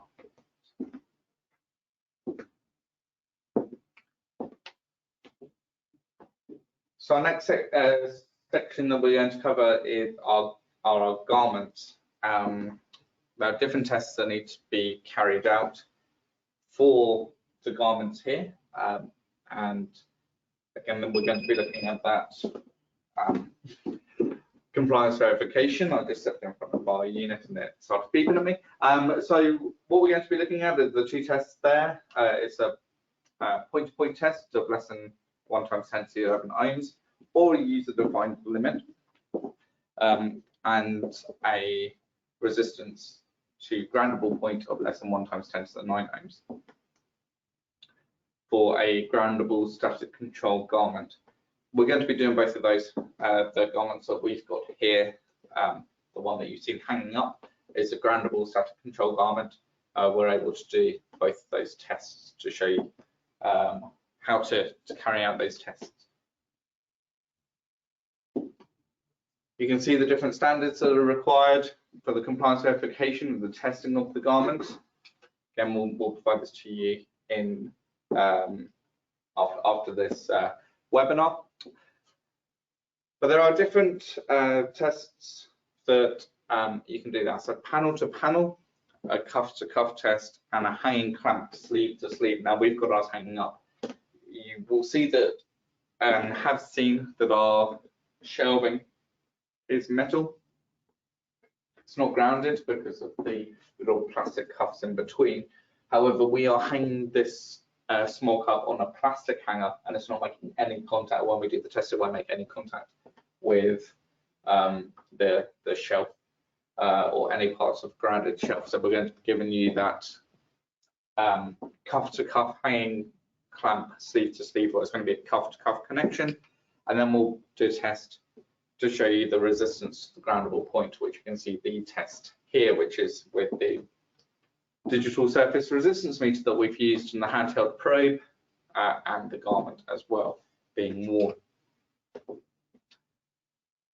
The other way that a groundable static control garment system can be tested is with a touch tester, an integrated tester, and you can also use continuous monitors with the garments as well.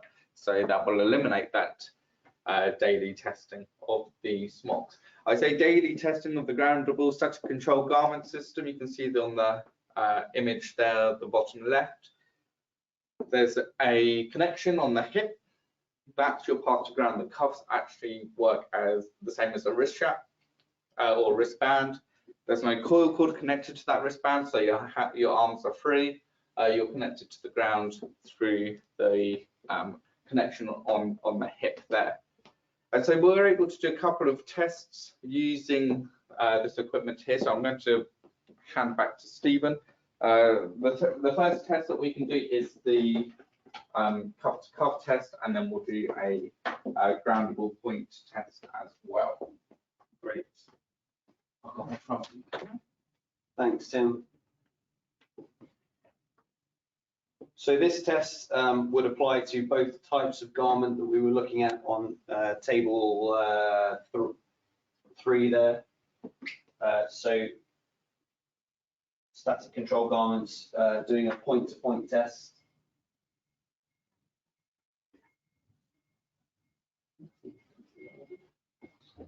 Or use the phone. So as Tim showed us on the PowerPoint, sorry, just to explain what we've done here. So essentially we have crocodile clips on the conductive cuffs on each of those, which we're connected to the same resistance meter that we've been using for lots of our tests today.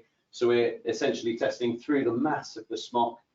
One of the things that we'll do is to validate that each panel of the smock is electrically bonded to the rest. So for example, the sleeves, the cuffs to the sleeves to the back, and the fronts to the other sleeve, and then back to the cuff. So that will validate all of that for us. So we're looking for, remind me, Tim, less than 1 × 10 to the 11, yes, or user defined. I'm already seeing 10 to the 5 illuminated here. That's on a 100-volt test. Let's see. So 2.2 × 10 to the 6 ohms. That explains why I was doing the 100-volt test. So that is well underneath the 10 to the 11, less than 10 to the 11 maximum limits. And as I say, this is the test that you could perform for both static control garments and groundable static control garments. Now what we'll do is perform the test that you would perform just for groundable static control garments. And to do this test, I'll need to wear the smock. So as Tim said, what happens is that the cuff of the smock replaces the wristband. It acts as the wristband. And so what I need to make sure I do is I can't wear the cuff over my clothes. It has to be making contact with my skin in the same way that a wristband must. Do that on both sides.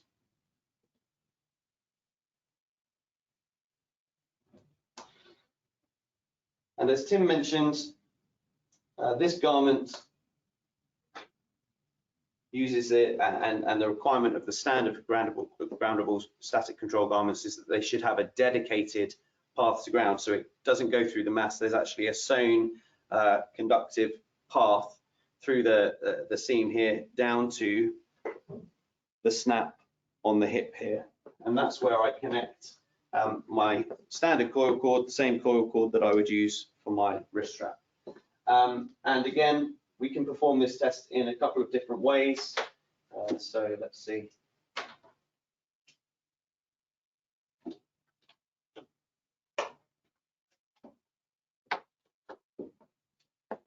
Connect the coil cord from the smock into the tester there. Hold the probe, the handheld probe on the other side. Try and get that lead out of the way. Run the test. And again, we're seeing 10 to the 6 at the top of the tester there. And 3.0 times 10 to the 6 ohms as the total test. So this result or required specification is the same as the wrist strap, less than 3.5 times 10 to the 7, less than 35 mega ohms. So that's one way that you can validate a groundable static control garment system. It's obviously not the most practical. Again, if you've got 50 or 100 operators who are wearing groundable static control garments, you couldn't go round to each operator every day and have them pause and perform this test. So instead, what you would do is you'd use the same equipment that you're using for your wrist straps currently. So again, in exactly the same way, I would connect the coil cord as I would for the wrist strap and perform the test, and I would receive a pass. Every other tester that we talked about with wrist straps, so for example, for us, it's the Combo Tester X3 that will allow you to test wrist strap and footwear, left foot, right foot, and wrist strap all at once. Will also allow you to test left foot, right foot, and your groundable static control garment all at once. Similarly, the Smart Log, the data acquisition system, will allow you to perform the test for all 3 elements, left foot, right foot, and your smock, your groundable static control garment, all at once, and also record that test transaction. So arguably, the groundable static control garment, the compliance verification process for that is a lot more straightforward actually than a standard static control garment, which requires that panel-to-panel testing on a regular basis. Right. Thank you, Stephen. Thanks, Tim.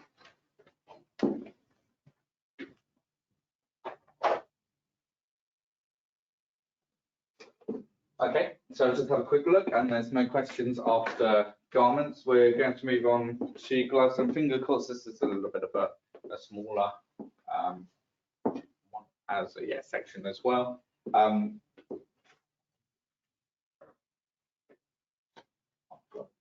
So doing the test with the gloves and finger cots, there is the test method specified in IEC 61340-2-3 can be used with suitable modification when necessary to measure surface and volume resistance of gloves and finger cots.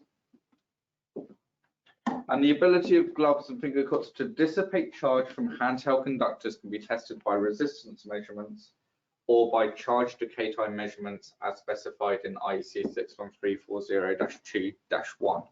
What we will do, if you do have any questions on this, again, we're going to send this PowerPoint to you so you can read through in your own time. I'm not going to go through it all, but if you do have any questions following this webinar on gloves, finger cots, and how to test them, please get in contact with us and we'll happily sit down and go through the test methods with you.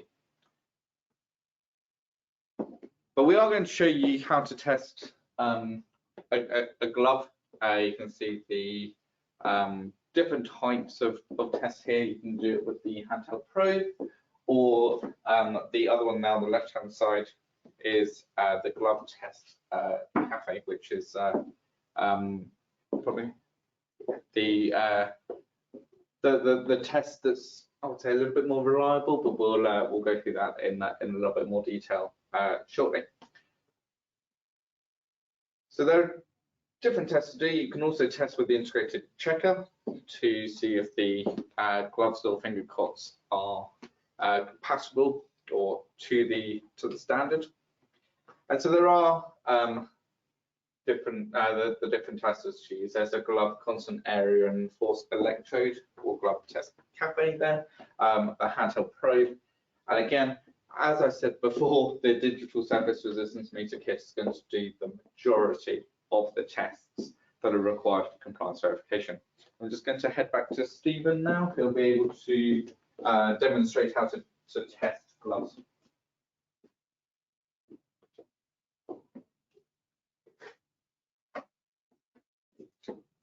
Thanks, Tim. So I'm just going to connect my wrist strap again.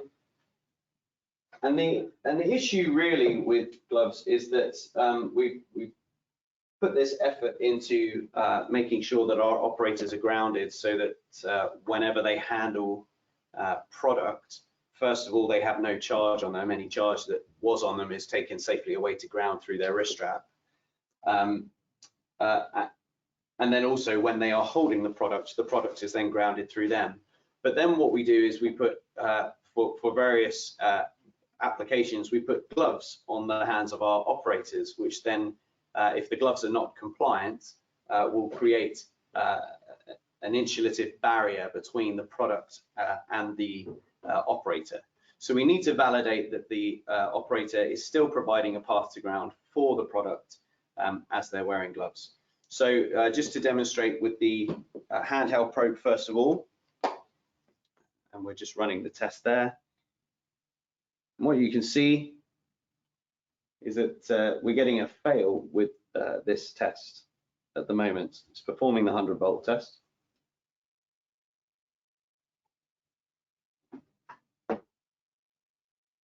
We've got an overload result.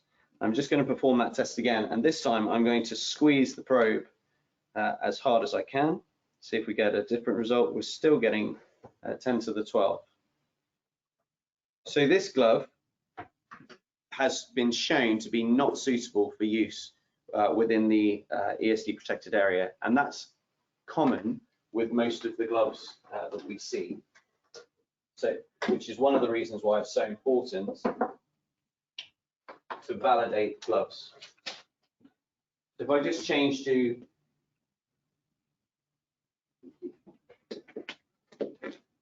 change to a different glove. Excuse me.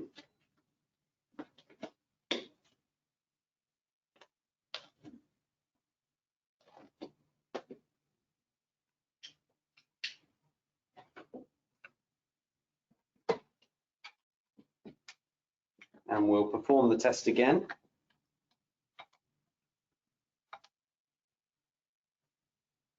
And this time you can already see 10 to the 7 is illuminated on the tester there. We'll just accelerate that test through, get our final result, 4.0 times 10 to the 7.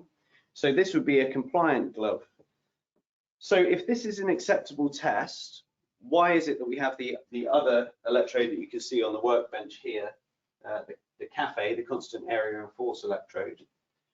Well, the reason is it's possible for us to apply more pressure, more force to this electrode, and that will get us a different result. So 4.0 times 10 to the 7. I was holding the probe pretty loosely previously. I'm going to do the test again, this time gripping it much more firmly. I don't think it's going to be that different. We've got 8.2 times 10 to the 6. So we've gone down, what would that be? Nearly by half, in fact, going down from 4 times 10 to the 7 to 8 times 10 to the 6. That is actually a pretty significant drop, bigger than I was expecting. And that goes to show that it's pretty difficult to replicate your tests using a probe where the operator has the opportunity to put more or less force on it.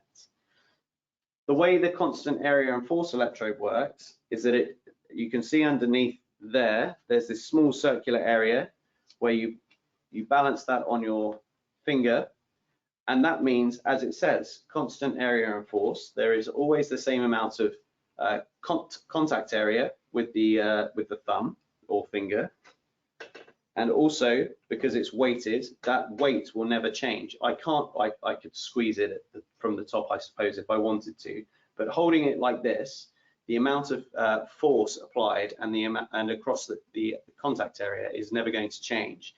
Therefore, we're able to get repeatable results. And from one test to the next, from one operator to the next, the tests will be comparable.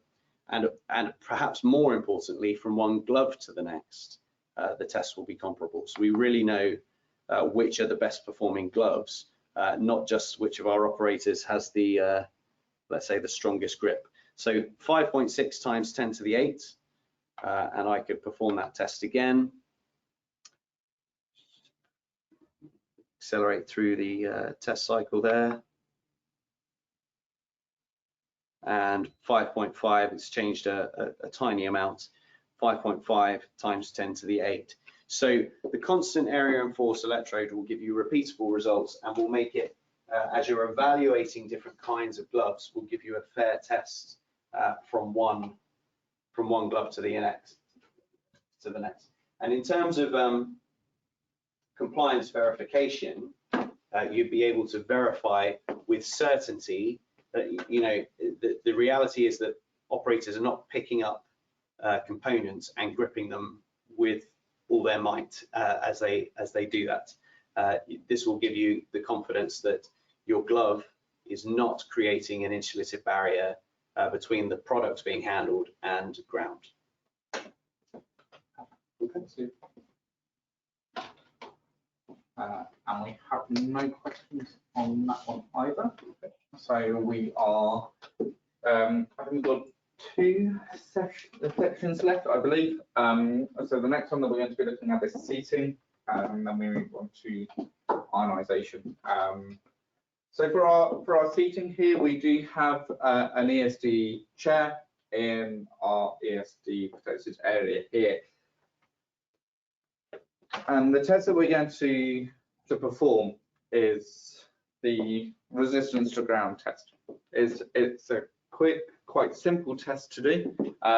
It needs to be, the resistance to ground test needs to be less than 1 times 10 to the 9 ohms, which is the same as flooring, any work surfaces that you've got. So really a lot of items that you have in your ESD protected area that's being tested on a regular basis is going to have the same limits of less than 1 times 10 to the 9 ohm.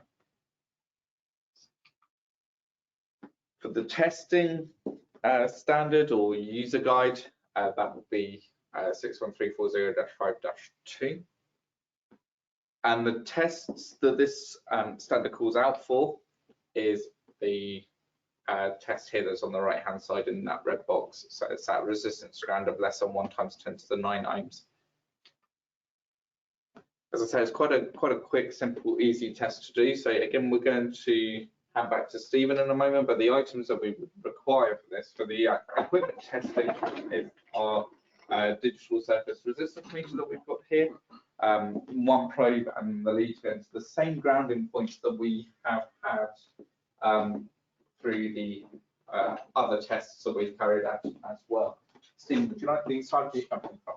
I think we can go side view. Okay.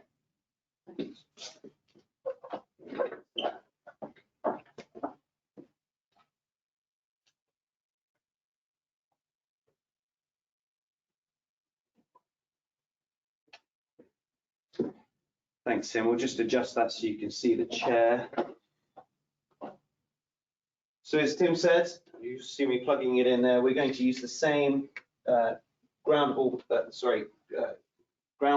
that we've been using throughout, the one that we have validated right at the start of today's webinar.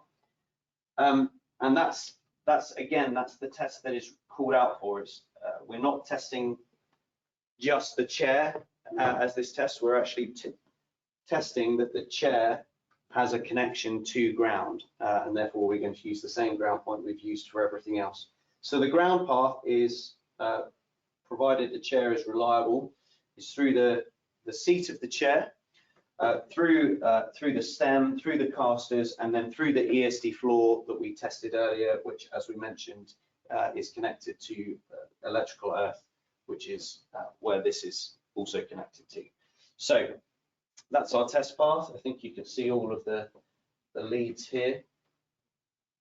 So we'll just run the test now.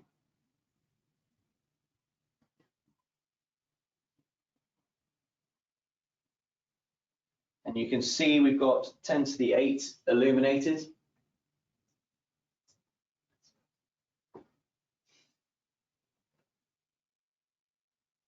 And what's that? 5.4 times 10 to the 8. So that's less than the less than 10 to 9 maximum. It's not too clear on the screen there, but it is 5.4 times 10 to the 8 is the result. Now, similarly with the other test that we mentioned earlier on, we're not looking to perform a test in optimum conditions that is likely to give us a pass. We want to perform a test in real life conditions. So I wouldn't, for example, take my chair away from the area where it's normally used onto a nice fresh piece of floor to perform the test. I'd actually perform the test in situ on the area of floor where it's constantly running over. If I found that this was out of spec, again, we would go through that process of evaluating which part of the chain is failing. So perhaps I would perform a test. I would use a crocodile clip again, and I would perform a test down to one of the casters down here. Let me rotate it around so you can see. So this caster here, you can see, is stainless steel rather than black. This is our groundable point. I would connect to here and make sure that that's in spec. If that's in spec, I'd start to question the floor and everything further down the chain. But that's not a necessary part of compliance verification. The only required test in compliance verification is that test from the surface of the seat to our grounding point, our common grounding point.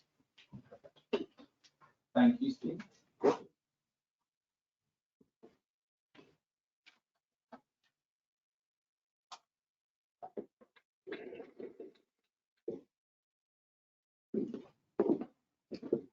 We do have one question, but it's quite an extensive question, and we'll get back to that question in email. I don't know if you want to. So yeah, as Stephen said, there are troubleshooting things. There's troubleshooting for everything that we've gone through in the compliance verification this morning, afternoon, which will be the matting, the flooring, seating. You can troubleshoot it all. We did show you that with the shelving units in our Worksurfaces tests. But there are troubleshooting things that you can do, and the standard does go into a little bit of detail on those. And we go into a little bit of detail as well during the IC training that we do. But this brings us into ionisation. And with ionisation, different ionisers available, when to use ionisers, and how to test ionisers. That's what we're going to be looking at during this section. When testing ionisers to to the compliance verification limits, there needs to be a decay of positive 100 volts to positive 1000 volts to positive 100 volts, and negative 100 volts, 1000 volts to negative 100 volts in less than 20 seconds. All that's used to define. 20 seconds is quite a long time. It depends how sensitive your items are. If ionisers are on all the time, it should take a matter of seconds. If that, not really 20 seconds. And then your offset the offset voltage of the ionisers in the ESD protected area needs to be less than plus or minus 35 volts. There's different equipment to use for this. Different test methods. We are going to go through the common test methods and how these ionisers can be tested in situ on the workbench. Different types of ionisers: AC ionisers, steady state DC ionisers, pulsed DC ionisers, nuclear ionisers, X-ray ionisers, to name a few. We're going to be looking at a benchtop ioniser. That's a steady state DC ioniser. other ones that are available, there's room ionisation, laminar flow bench ionisation, the work surface ionisation, which again is what we're going to be looking at, and point of use ionisation. The different test methods that are required from the two standards here.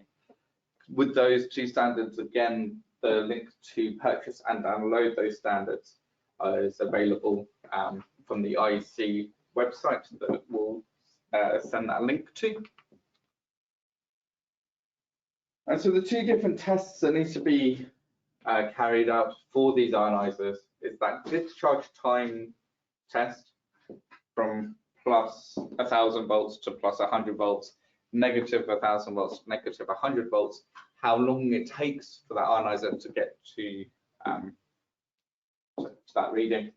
And the offset voltage test, which is that ion balance test, to make sure that the offset voltage of the ionizer is not greater than plus or minus 35 volts.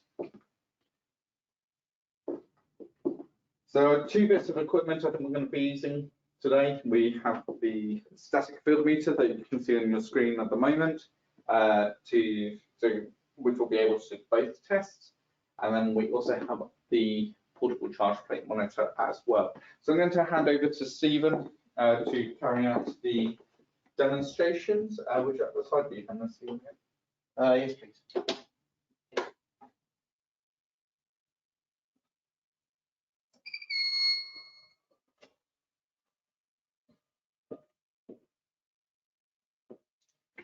Thanks, Tim. So we'll show the two pieces of equipment here. I'm just going to move the ionizer forward so that I can show you the equipment next to it. Are we able to just make sure that we're nice and focused there, Tim?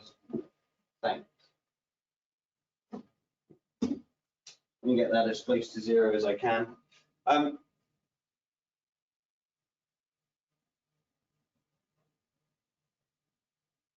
That looks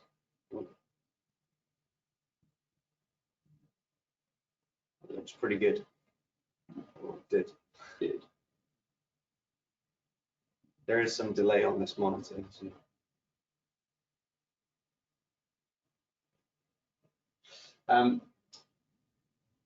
So the field meter, this device is typically used for finding static fields on surfaces. Perhaps you're familiar with it already. It can be used in conjunction with this sled, this hood charging plate, to measure the offset voltage and decay time of ionizers. And the way we would do that, in terms of offset voltage, provided it's close to zero, which you can see it is there, we would hold it in the airflow, and we would just see how that changes. So you can see I'm at about 30 centimeters, 12 inches. You see it's plus or minus 5, minus 4, minus 5. And this is reading in kilovolts at the moment. So that's actually, there we go. That's gone down to 0. That's what we want. We really want less than 35 is the requirement of the standard, less than 35. And the reason for that, you might remember that from right at the start of the presentation, isolated conductors should be less than 35 volts. So the offset requirement, offset voltage requirement is plus or minus 35 volts for ionizers. So that's the offset voltage test, simply hold it in the airflow. Then the next test is positive and negative decay time. And for that, we would use a charging unit. I'm just going to bring it to the side out of the airflow. And I'm going to apply, first of all, it's nearly 2000 volts negative charge there. Place that in the airflow, and basically I would use a stopwatch, although you saw how quickly that decayed. We'll do it again to see how long it takes for that to decay. So we go, place that in the airflow, and in, I would say, less than 3 seconds for sure, that decayed down to 0. And actually, we're not even looking for 0. We're looking for it to decay from 1000 negative in this case to 100 negative in less than 20 seconds. So I think we can safely say we've achieved that in this case. Now we're going to do positive. Let's just clear that for a second there. I don't know how clear that is on the camera, but you can see a negative sign on this side of the screen for the negative test that we did a moment ago. And we're just going to place 100 volts positive on it this time and perform the test again. And again, we'll be using a stopwatch to see how quickly that goes through, but it was rapid. It was like 2 or 3 seconds in that case. Now, whilst that's an acceptable test, probably you've seen it's not all that convenient because you're there with sort of 3 pieces of equipment, the ionizer and the charging unit and the field meter, and actually a 3rd piece of equipment as well once you involve the stopwatch. It's not particularly accurate, it's not particularly straightforward. So this portable charge plate monitor is a much more convenient piece of equipment. Just going to place that around 30 centimeters away from the ionizer there. And this rotating head actually, I'll just rotate it forward so you can see. So this is the charging plate at the top here. And if I rotate that back, I can point it to the ionizer. And first of all, we've got ionizer balance illuminated here. So we're looking on this voltage at the top here. I don't know if that's, I need to angle that more towards the camera. Perhaps we could zoom in a little bit, Tim, just to make that easier to read. But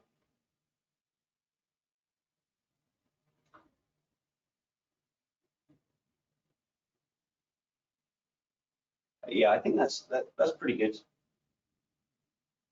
Should be enough. So I'm seeing minus 23, minus 24 volts on the screen there for the ionizer balance at the moment.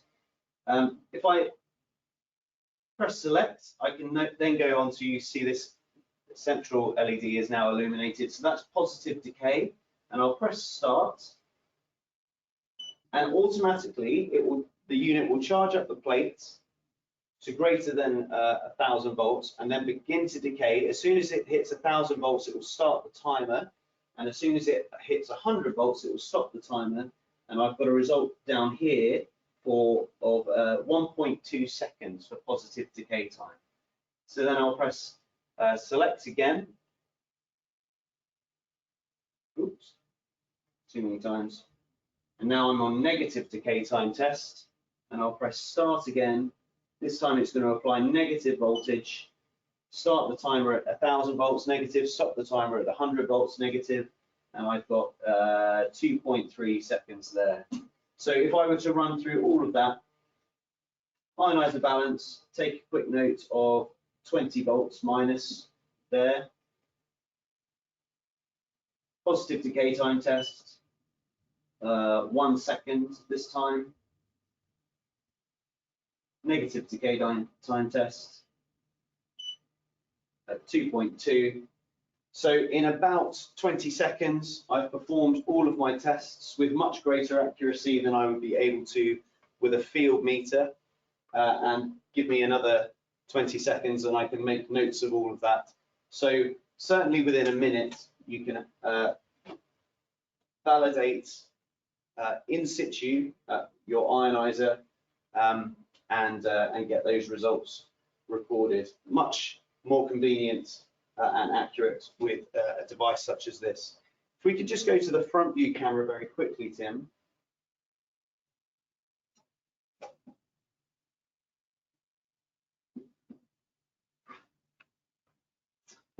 Thanks. So one of the things to bear in mind when you're validating ionizers is the position that you place the monitor.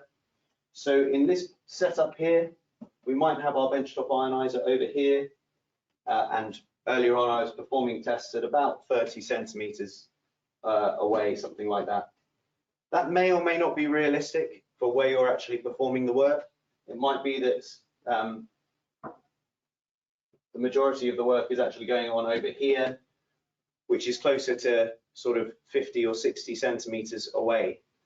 What you really need to know is that your ionizer is doing its work at that distance. So whilst the standard might state the distance at which you should perform the test, we would really recommend that you that this is an example of tailoring, which we talk about in our full training. Perform your compliance verification tests at the area that you need the ionizers to be performing, not just at a prescribed distance in the standard. The other thing that we're able to see in this wider view is we've actually got an overhead ionizer here. This unit, if I tilt this up slightly so you can hopefully see, has 3 individual fans. And so we need to make sure that each of those is functioning. And the way we would do that, this ionizer has a calibration mode, which will isolate each fan and each ionizer output. And we would place the monitor underneath each one and test each one independently, make sure they're all in specification. And again, we wouldn't be looking to perform the tests at a sort of magic 30 centimeters distance, as if that is the critical distance. What matters is where we're handling the product. So that's where we would perform the test. And with this device, we could lay it down and rotate the head up so it's pointing under the airflow there. Let me think. Those are the considerations with performing your compliance verification on ionizers, is making sure that you're performing those 3 tests: ionizer balance or offset voltage, positive and negative decay time, and critically at the distance that is actually the operating distance of your ionizer in your particular scenario in your environment. Okay, thank you, Steve.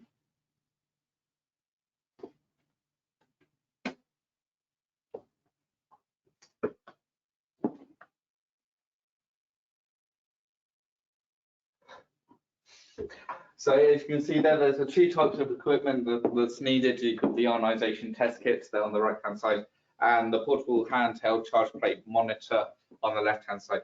If you'd like us to go into more detail about ionizers, it's probably one of the most popular things that we get asked about, with continuous monitors and the digital surface resistance meter and integrated checker, the Smart Log Pro that we've shown. If you would like some more information on how to test that, how they work, then please contact us and we'll happily set up a meeting to discuss that, go through some demonstrations and where ionizers are needed. But do we have any questions, Stephen?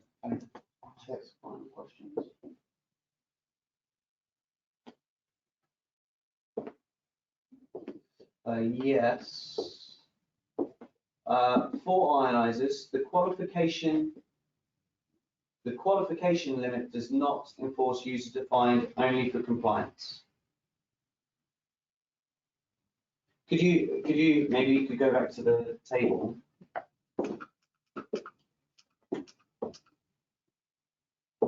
So on the table, there's where it says the decay time. Where it says user-defined, it's how many seconds it takes.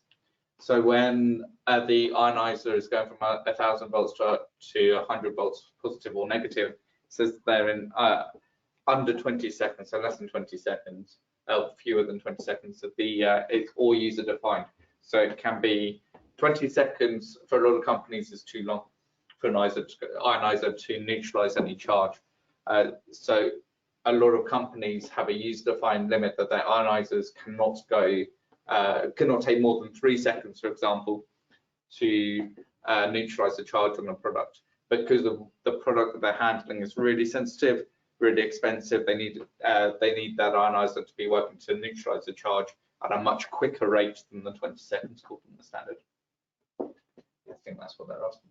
Yeah, and I think in practice, if you had that requirement at the compliance verification stage, you would implement it during product qualification as part of a tailoring statement. Yes, you would. Yes, yeah. Absolutely.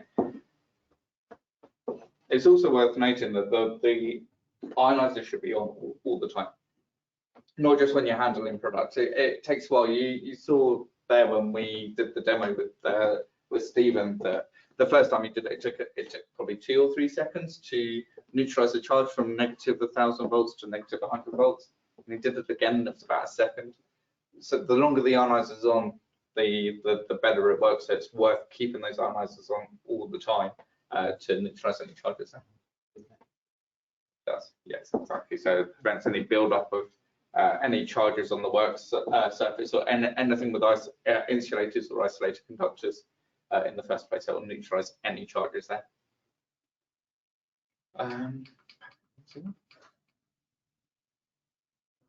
That's it. Perfect. So what I'm going to do is I'll just go back to the camera and invite Stephen back up.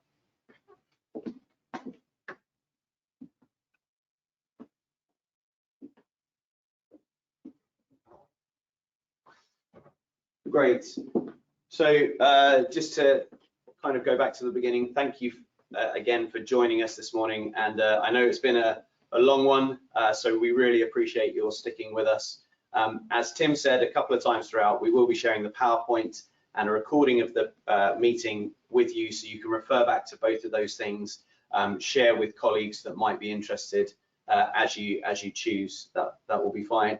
I think we answered most of the questions that came up. If we didn't answer your question, or if we did but you have follow-up questions, or even if there's something that you think about afterwards, please do write to us. We'll be happy to answer any of those questions.